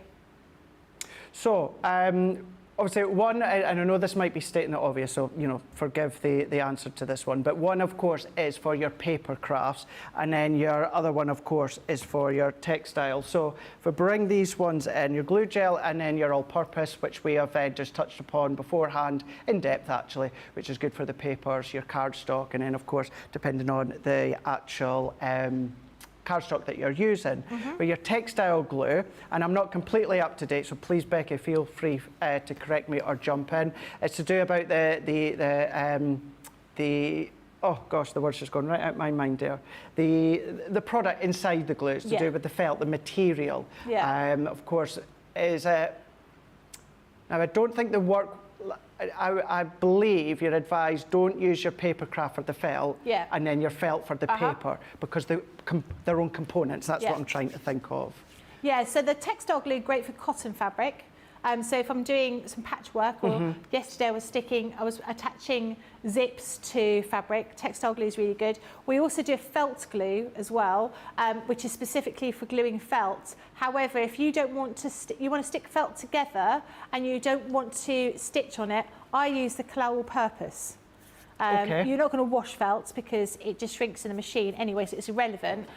But if it sticks immediately because it's so, it's so powerful. With the textile glue, it takes a bit of time, and the felt glue, for the felt, because the felt's quite porous, the glue takes a bit of time to adhere. So I would say it depends what you want to use, but yeah, you're absolutely right. Using the right product for the right use. Yeah, and part of the reason why we're, within Craft Your Stash, certainly when it comes to Glue School, it is essential that we come here. And there is a reason. Some of you might just think, as many of us did in the past, we talked about it earlier on, starting off, you just thought, it's just about getting money, isn't it, when it comes to all these different adhesives. There is a point and a purpose to every adhesive. You're spending your hard-earned money on either adhesives, but cardstock and gems and embellishments and all these products, you want to make sure that they're in pristine condition when you make them. Not only when you're making them, but when you then send them and gift them, you want them to stay in, the way that you've made them. And going over with the Glue School as well is the best way to do it, and it just gives you the right knowledge. Should you adapt that in different ways? That's entirely up to you. You'll soon learn if you use an adhesive for a wrong purpose, but at least we're having the Glue School. We steer you in the right direction. You know what one is good for what, and then you can then just crack on and get crafting. Absolutely. Brilliant. I'm loving this. Christy Mahoney says, wow, Craig, I never knew that gluing one glue stick to the other, I would just go to the end of the glue stick and then throw the next one in. Like that, Craig. Yeah, I always find that I put it in and then it's too much glue comes out. Yeah, or it keeps falling out because it's not quite got to that lock-in chamber just yet. There's still a little bit left of that excess glue stick. There's not enough for the next one to grab, and it just keeps falling out until it grabs. Yeah, and that's the only way you're going to know these little tips, by people doing them. And actually, the Crafters Companion Facebook page is really good because all the other viewers watch them and they go, oh, actually, this is really useful. That's really useful. And I think if you're watching as a brand new viewer, you've never, it's the first time you've heard about Crafters Companion, the first time you've watched us, this is a really great community where people really do share their hints and tips and ideas. Brilliant. Next thing we're going to look at, what we're going to do now? We're going to do sprays. Ooh, we're going to go through sprays. So we've got a number of sprays here. I'm going to keep it to the simple ones. And I've got some of the fabric ones. So once again, Becky, please do at any point, feel free to jump in with the fabric ones, because I won't lie when I say I'm up to date when it comes to the fabric glues. It's more about reading what's on the tin that we'll go through. So let's start with our paper craft, because that's the ones that I'm up to date with on these ones here, and we're going to be using them just in a moment. So what we've got is what I would class as well as having our three main ones. So we've got our stick away, we've then got our stick and spray, and we've got our stick and stay. So our stick away is an adhesive cleaner. Now this is so good for any excess residual adhesive on your glass mat, on your counter. If you get inks on your hand, it's a good one. If you've got anything that's sticky or residual, even about the house, it's a good one. When I first got my washing machine, you know how you get the warranty sticker and that, and I peeled it off and all that excess sticker was left. Sprayed it with that, I left it for about 30 seconds and the whole lot just wiped off. Oh wow. So anything like that. That's really handy. The bottom stickers on shoes and that, that's a really good one. So not just about crafting, but all throughout the house. You've got your stick and spray. So this is a repositionable one. So this one is your purple lid. We'll use that in a moment because that's really good for stencils. As many of you know, I don't use it a lot, but I'll show you the purpose of it, and I'll show you what I do instead. But then what we've got is our red cap, so that is our stick and stay. So that's our permanent adhesive. So where I showed you earlier on with the dotty tape runner, maybe you don't want to use the dotty tape runner, maybe you want to give the background a complete coverage spray of the permanent adhesive spray. That's going to make it completely solid and it's not going to move. As I go back to that one, as I said, that's repositionable, so that is good for things such as your intricate die cuts that maybe you want to turn into stencils, or I've never done this, I know many have, but if you want to have that light spray when it comes to stickers on wall and stuff like that with the kiddies room, because apparently it doesn't leave a residual backing on that. Can I just say I've never tried it, I'm only going by what many of you have said at home, so you can do it with that one. And then when it comes to your blue cap, that one is your adhesive cleaner, so good for all forms of cleaning. So if I set that one out the way for a moment or two, let's bring in our fabric ones. So when it comes to the names are then going to kind of correlate to what I showed you before, but when it comes to fabric form, so we've got our orange tin, we've got our stick and stay. Now this one, permanent adhesive, the colour is different, but it does let you know, of course, it's for your fabric. We've then got, let's just go into that next one there, we've got our darker lid as well, stick and spray, but for fabrics, and that one is your repositionable one. And then if we go into our blue, that one is our spray and stay. So that one there, that is a grip adhesive. These are all ones that you're going to be using for your fabrics. However, what I am going to do, Becky, if there's anything you want to expand in more detail on them ones, where and how you would use them. Yeah. I mean, the spray and stay, the grip adhesive, is what you would spray on the back of a ruler to stop it from sliding. So if you imagine if you've got a ruler or something you want, or a template, and when it's on fabric it moves around a little bit, it just gives a bit of a surface that just holds on to the fabric. Got you. Really invaluable for any kind of templates that you might have. The repositionable one, which is the blue one with the blue lid, that is one that I use if I'm making a quilt and you are layering up your fabric. So you have a backing fabric, you have your wadding or your batting in the middle, and then you have your other fabric on the top. That is what I would use on there just to get everything together. Historically, we'd always do it by pins. And then the orange one with the orange lid, that is what I would use if I was doing a plique. So if I was cutting a shape out, you know, maybe a heart, and I wanted to stick it onto something and sew around it, that would be what I would use. But yeah, you're absolutely right. And they've all got their place. You know, they're all super useful. They last a really long time. Oh, they do. They really, really do. You know, they last so long. And yes, as I said before, I don't necessarily use my sprays a lot, but then that still knows that I've got mine there and I can always go back to them. It's not as if they clog up after a short period of time. So what I'm going to do is I'm going to go in with a stencil. Now at this point as well, what I'm going to do in a moment is I'll bring in our double-sided adhesive sheets that we do here. And there is a direction as to which I'm going down in a moment that will become clear in a moment. So if we go in, I've gone in with one of our Christmas stencils that we've got here. So I'm going to be using our purple. So that's our repositionable adhesive. So that is our stick and spray. So for this, what we can do is bring in our cardstock. And whereas I said before, when it comes to things such as stencils, I don't use my spray a lot. Many of you will know what I do, and I just use my low-tack tape to hold down and I create my hinge. And that is just purely down to personal preference. Absolutely no right or wrong way. Something that I've done for years, and sometimes when you do something for years, you just stick with them, even though there's a tool for that job. But then what I'm going to do is if I turn that around for now, and then if we can come face on to me, because what we're going to then do is we're going to give that a little bit of a light spray. So this is what I say, please do it in a well-ventilated area. Well, you're by the window. Well, see, we've got that window just at the side of us here, so I'm absolutely good, and I'm golden. I'm just going to make sure that we are opened. Yep, we are opened. And then all I'm going to do is give that a few short, sharp bursts. And I'm just going to go over the back. And then what that's given me is a tacky form of adhesive. So that's going to be really light and tacky. That's not going to affect any of the fibres of any cardstock that I'm going to pop into place. So if I bring in, let's bring in another piece. And then all that I would do is I would give that 10, 15 seconds, Becky. If that. Just going to go in. We're just then going to let that go tacky that little bit more, and then I can feel on the back here, we're nice. And that is not going to budge. That's not going to budge. That's going to stay exactly where it is, which then means if I come along with anything such as our blending tools, if I come along with our ink pads, if I come along, really good thing to use with your stencils when it comes to your glitter pastes or even your shimmer sprays.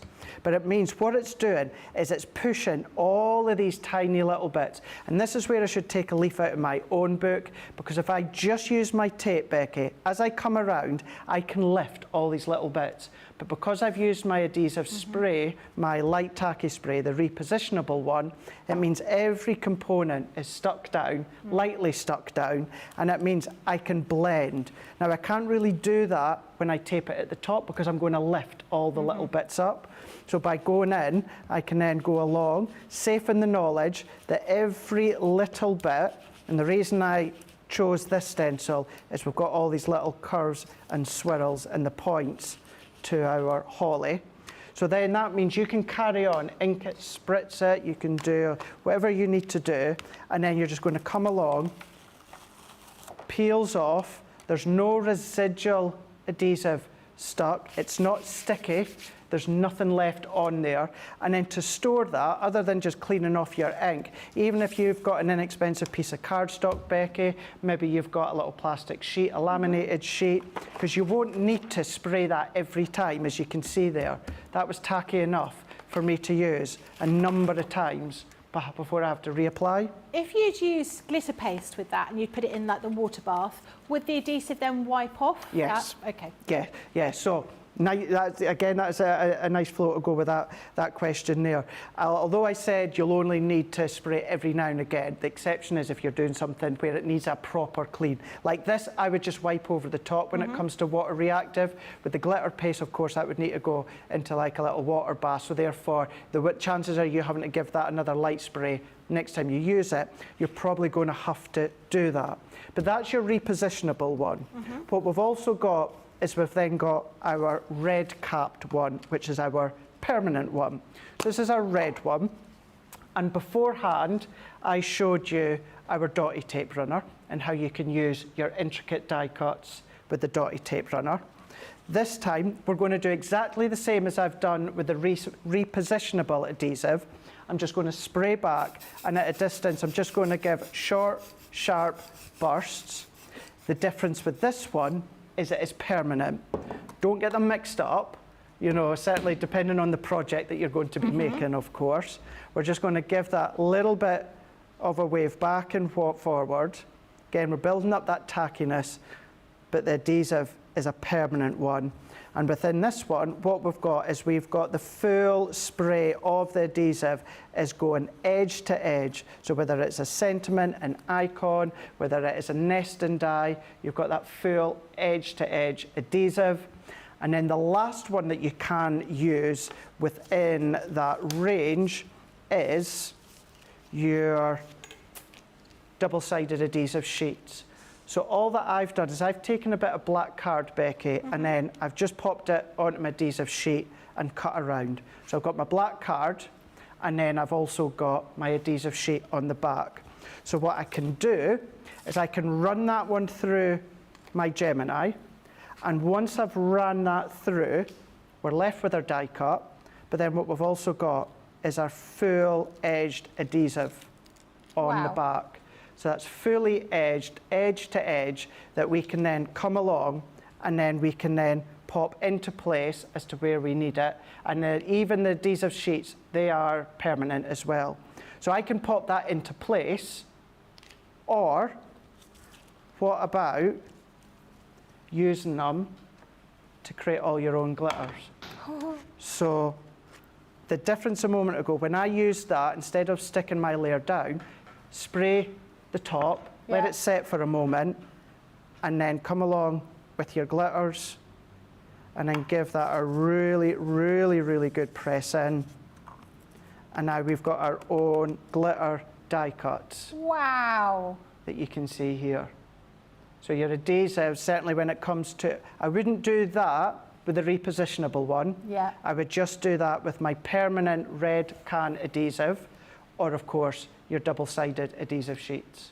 Would you be able to cut that kind of intricate die with glitter card? Would it be a bit of a challenge? Is this an alternative to cutting things intricately with glitter card? Yeah. So it's certainly with the Gemini, it is absolutely doable when it comes to glitter card. You will, though, something like that, you'll need to pop in your metal shim. That is an absolute definite. You'll need your metal shim.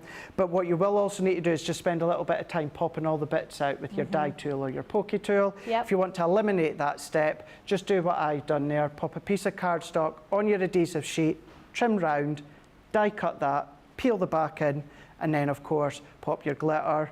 Or if you're not wanting to use your sheets, die cut it, spray with your permanent, let it set for a couple of moments, give it a really good coverage, and then do what I done a moment ago. Wow, that looks so effective. Never thought to do that. Love it. Cool, isn't it? Absolutely. We do have a question. Yes. Rosalind says, did I miss which glue is better for glitter card? So glitter card, that is what I would class as your coated cardstock. So then therefore you're going to want to use your tacky glue. So and in actual fact, it was the glitter card and the satin card that I used earlier on with your tacky glue. So when it comes to your tacky glue, because it's a coated cardstock, you're going to want to use your tacky glue. Remember, just while we're here, when it comes to your all-purpose glue, you're going to want to use that on your matte cardstock, uncoated cardstock. Fabulous. That's brilliant. Thank you very much. And Hannah Gosling-Smith has asked about the spray away, the adhesive remover.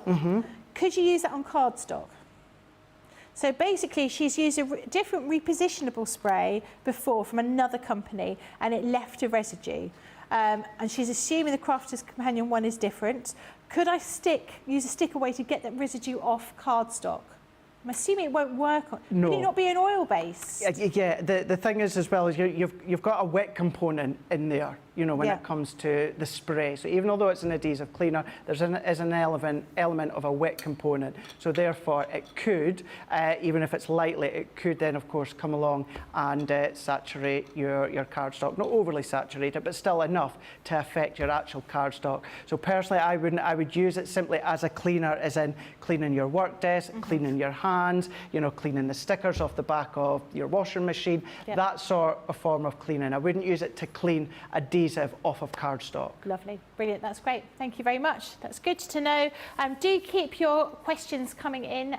Do make sure you take full advantage of Craig being here. We're going to take another quick break and we'll see you in just a moment.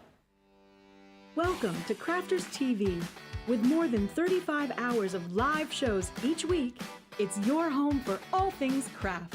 We shine the spotlight on new and innovative crafting products with live tutorials and demonstrations. Join our family of craft experts where fun happens every day. Are we in trouble or are we all right? Should be coming in. Should be coming. What does she do? Exactly how he looks. This is awesome. This is awesome. Get creative and craft along. With our amazing deals, your next craft project is just a click away. Tune in live 7 days a week, or you can watch us on Catch Up at crafterscompanion.com, Facebook, or our YouTube channels. You can chat to us, craft along, and meet new friends by joining our online crafting community. And I watch you every day, and it's just what really gets you through when you're really at rock bottom. There's a show for every type of crafter, from first-time dabblers to full-time makers. Crafters TV, create every day.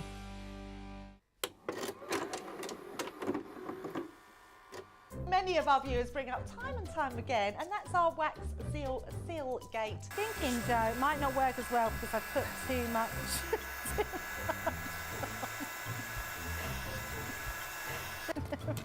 Oh, I've forgotten to put me thing in place. Because I have a way of words that I think that doesn't engage with that and can come out all wrong. Water. That wasn't the one you just washed your brush in, was it? Sorry.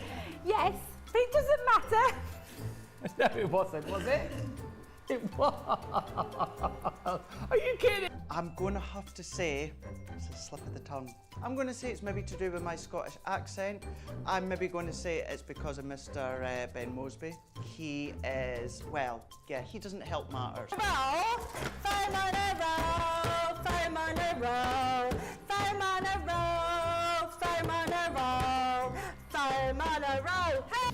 I've made pots that have exploded when I fired them.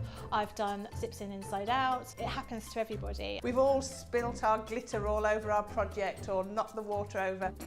You're right. I've just noticed I've got my dress on inside out. So I was messing about doing some backgrounds with the sparkling, took the lid off it and managed to catch the pot somehow, and the whole thing came towards me, down my front, across my lap, onto the floor. I went to reach for the water and, you know, do the tapping with and so there was less tapping and more sort of a tsunami. I've got some...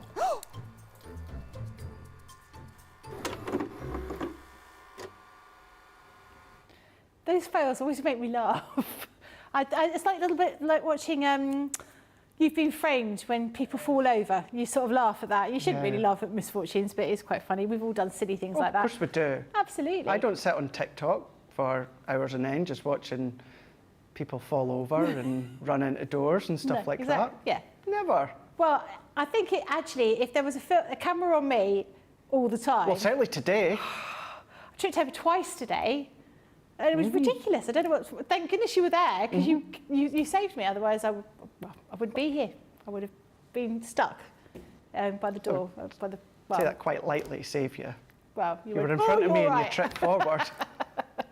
You distracted me. I think it was your fault. Is that what it was? That's what it was, yeah. I have a question. Yeah. Susan says, I saw a second tacky glue on the desk. Is that textile glue? I ordered that by mistake and I was wondering if Craig addressed its uses. No, so what I've just done is, for instance, I know you can see a couple of tacky glues. For instance, the only reason I've got a couple is so that I don't have to keep remembering which pile I had them on. You know, if I'm going to reference them a couple of times, I've got one for each kind of reference.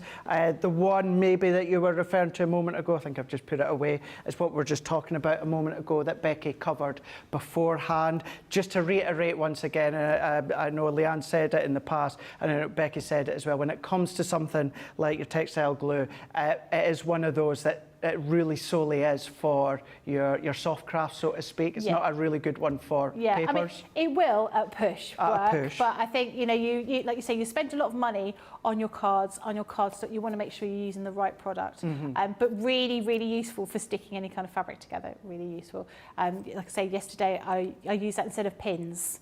If there's a way I can put glue on something and then use it instead of tacking something or using a pin, that's what I do. So it is very useful. They're all useful. All the glues are useful. Yeah, and hopefully, and this is why we talked about beforehand as well, Becky, with the glue school, could have come here and I could have done demos and combined glues within different demos, but I thought, let's just section off. I may have kind of gone off course as to what Leanne was originally planning, but the actual bulk of the show by the end of it was so that you could see where and how you're going to use each adhesive here. So I followed suit with her direction. I've just kind of gone off a little bit, but we've come to the end result, which is hopefully the main adhesives. You've got a good idea as and when you can use them. One other question, which is quite a good one, because actually I've thought about this as well.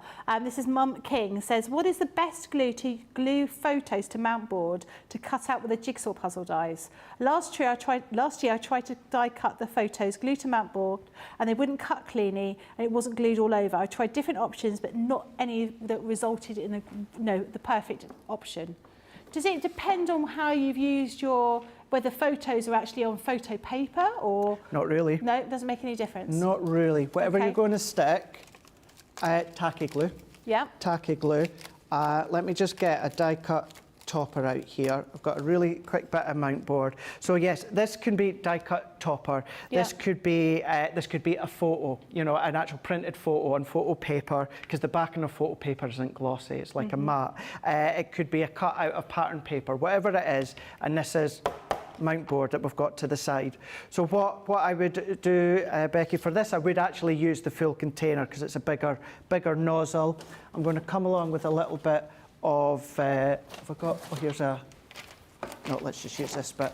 So what I would do is come along and then give yourself a nice coverage. Now, when it comes to something on the back for your mountboard, for jigsaws, you really do want to make sure the full back is covered, because the last thing you want is to cut in to your jigsaw and then some of the layers aren't fully coated with adhesive, and then therefore they start to peel away. So go along. If you can use your fingers, then of course you can do it. You know, it's acid and lignin free. Washable is going to be absolutely fine and going to be safe. If you're a little bit sensitive when it comes to adhesives and that, either pop a glove on or a paintbrush. and then just give that a wipe. Do make sure that you dry it or wash it and dry it straight away afterwards. But you're just wanting to make sure that you've got a full edge-to-edge coverage of your tacky glue, and then you're going to come along and then you're just going to get that into place. You're going to then just press it in. Let's make sure I've got my dry finger, and really make sure that you're smoothing it out. If you've got your Spectrum Noir, like your ball roller, your brayer, you can do that, or just make sure that you've got really good press. There's no bubbles underneath. That is going to be incredibly strong by the time that it's soaked in to the topper. Again, it's all to do with water content. There's very little water in there enough to affect a matte cardstock or a photo or anything like that. Main thing is, with a jigsaw, make sure whatever you're sticking down on a mount board has a full coverage on the back. You can, if you're die cutting beforehand, you can use your double-sided adhesive sheets. As much as I love my dry adhesives, as I say, anything jigsaw-wise, I will always, always, always use my tacky glue. Okay, and do you leave it to dry before you leave it to dry overnight, or? Ideally, it goes without saying with anything in life, Becky, you need to let dry. Let it dry overnight. For something like that, because it's a very light layer, essentially, maybe, I'm just thinking off the top of my head here, an hour, give it an hour, hour and a half, just to really, really dry. If you were to cut that now, because of the pressure of the Gemini, or your die cutting machine, because it's still a little bit damp there, what could happen is it could stretch your photo or stretch your topper or something like that. Make sure it's dried solid.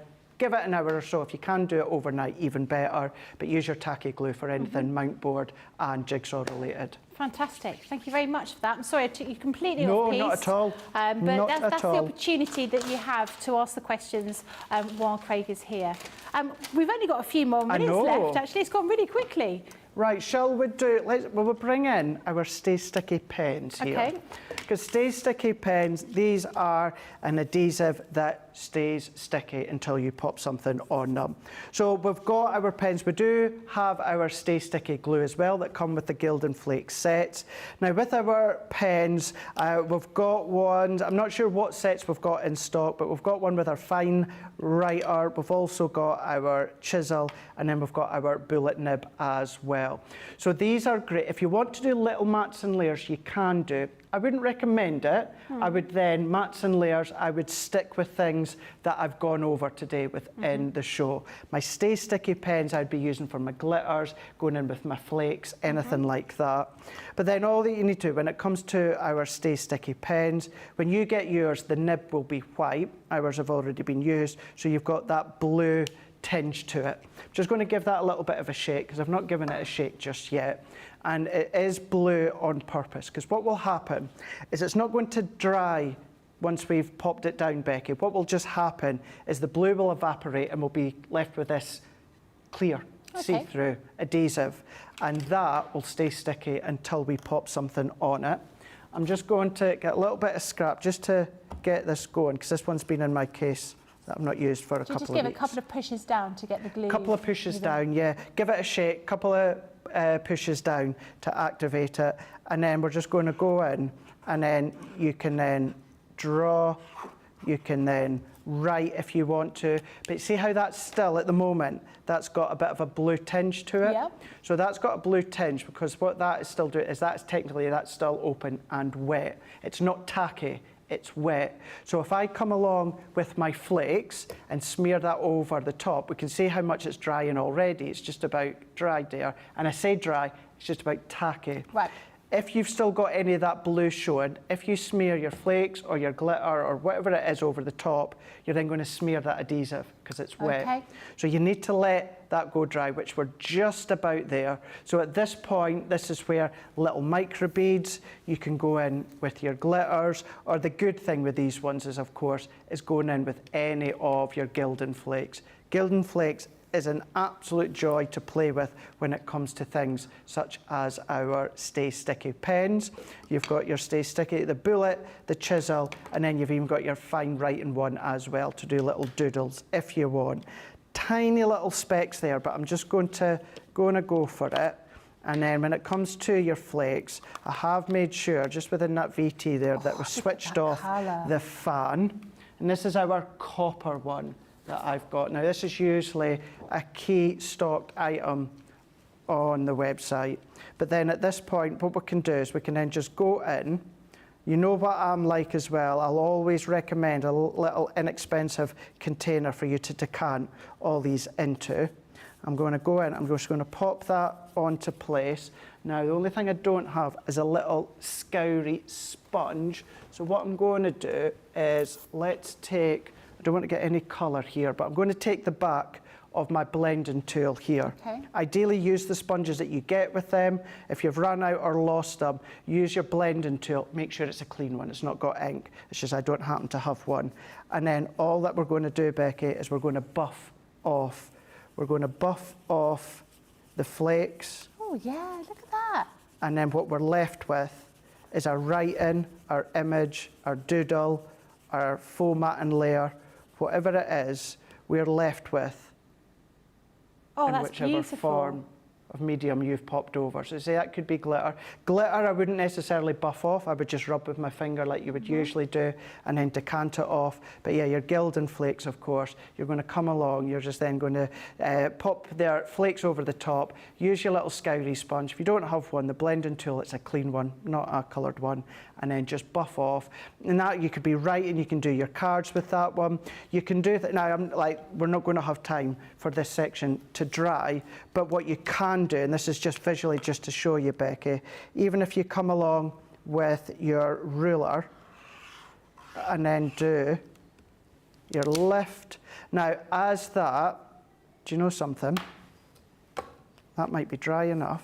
Already? Near enough. So this gives you the indication of what you can then do. Wipe a little bit of that excess glue off, so it's not fully there, but at least that gives you the indication of faux mats and layers. So say that you're running low on your metallic cardstock. If you've got things such as any of the flakes, or that could be glitters, then it's a good way. So let the glue that is blue, let that disappear. Literally takes moments. You've seen that. Once it's crystal clear, that's you good to go with any of your flakes or your glitters. Fantastic. And we had quite a few messages over the earlier part of the show, which I was saving up for now, which is about the ballpoint pen, about how you get that glue going on the ballpoint pen. Okay. If you were able to show that, that would be wonderful. Yeah, we can then go for it. So, and I know why that question is being asked, because it can at first appear sometime that it's starting to take a while to then roll through, decant through. So let's just give myself a little bit of a clean up. So I've got mine here. One of the main things that you want to try and make sure is make sure that we have got that full cap that's locked into place. What you've got is a little silicone bubble at the top there, and then that is what's sealing the cap inside. So essentially that is stopping any air getting to it. Sometimes it will still get air to it. It's just the nature of the beast. What I'll do, maybe on a softer surface or something like that, my hand or a sponge mat or something, I just kind of manipulate the edge of my glue just to get that ball going. And then what can happen is then I'm ready to then come along and then start drawing and doodling. I can write my name if I want to. So if I twist that so that we can, there we go. I can see that now. You can see how that's So it doesn't have gone. a little cap over, like, you know, sometimes you get like a little Yeah. knobbly end on the top of it. It doesn't have that. It's just the fact that you've got to get it moving for the glue. Yeah, and like I say, it's just because of my hand, just the way that is, I just used the side of my hand there. But if you've got a little sponge mat or something, it's just to get that little ball rolling inside. For me, there's something about at the bottom of my thumb there that just seems to get that ball rolling. I suppose this might be a little bit warm. That might Could help. be that as well. And in actual fact, that's a really, really good point there. Could be the warmth within my hands there. But then that is you then good to go. So as I say, Becky, I know why that question is being asked, because I know that it has happened quite a lot. But just make sure, if I go quiet for a second, I don't know if you heard that little click, but just make sure that you click that into place. That little silicone ball at the top is going to seal that nib. It doesn't mean that it's not going to dry up every time. Just do what I'd done there a moment ago. And then, again, I know we're away to run out of time, but then there we go. You can then go along. Amazing. And then do all your glues. Absolutely incredible. Oh, I love this. That's brilliant. We've had so much fun. People have enjoyed looking at all the different kinds of glue. I'm sorry if we've not been able to answer all of your questions. One quick one from Jane is what glue would I use to adhere, or you'd use to adhere fabric to paper? I'd use tacky glue. Perfect. Yeah, That's a good that one. would be I will my go with personal Becky. opinion. Yeah. But there's loads of information on the website, and like I said, we've got so many different glues. So we've looked at adhesives, we've looked at foam pads, we've looked at Collal gel, we've looked at dry glue, we've looked at wet glue.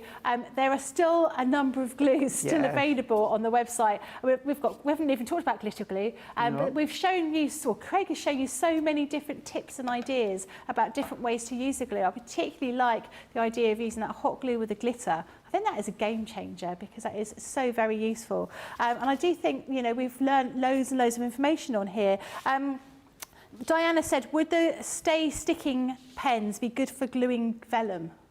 Yes. Yeah? Yeah. Nice one. It's a nice one because you don't need a lot when it comes to the vellum. It needs to be quite subtle. So yeah, that would be a good one. You may still have that element of hiding a little bit of the glue. You might start to see it come through the vellum, turn a little bit darker.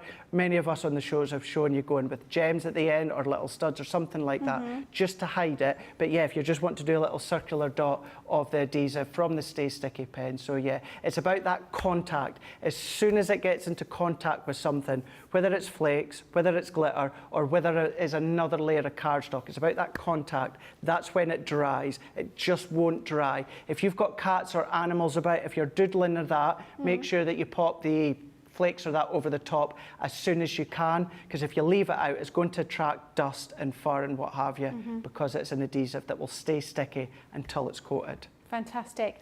And if I was a brand new crafter and I'm watching the show for the very first time, what glues should I pop into my basket? What are the core glues I need to get started?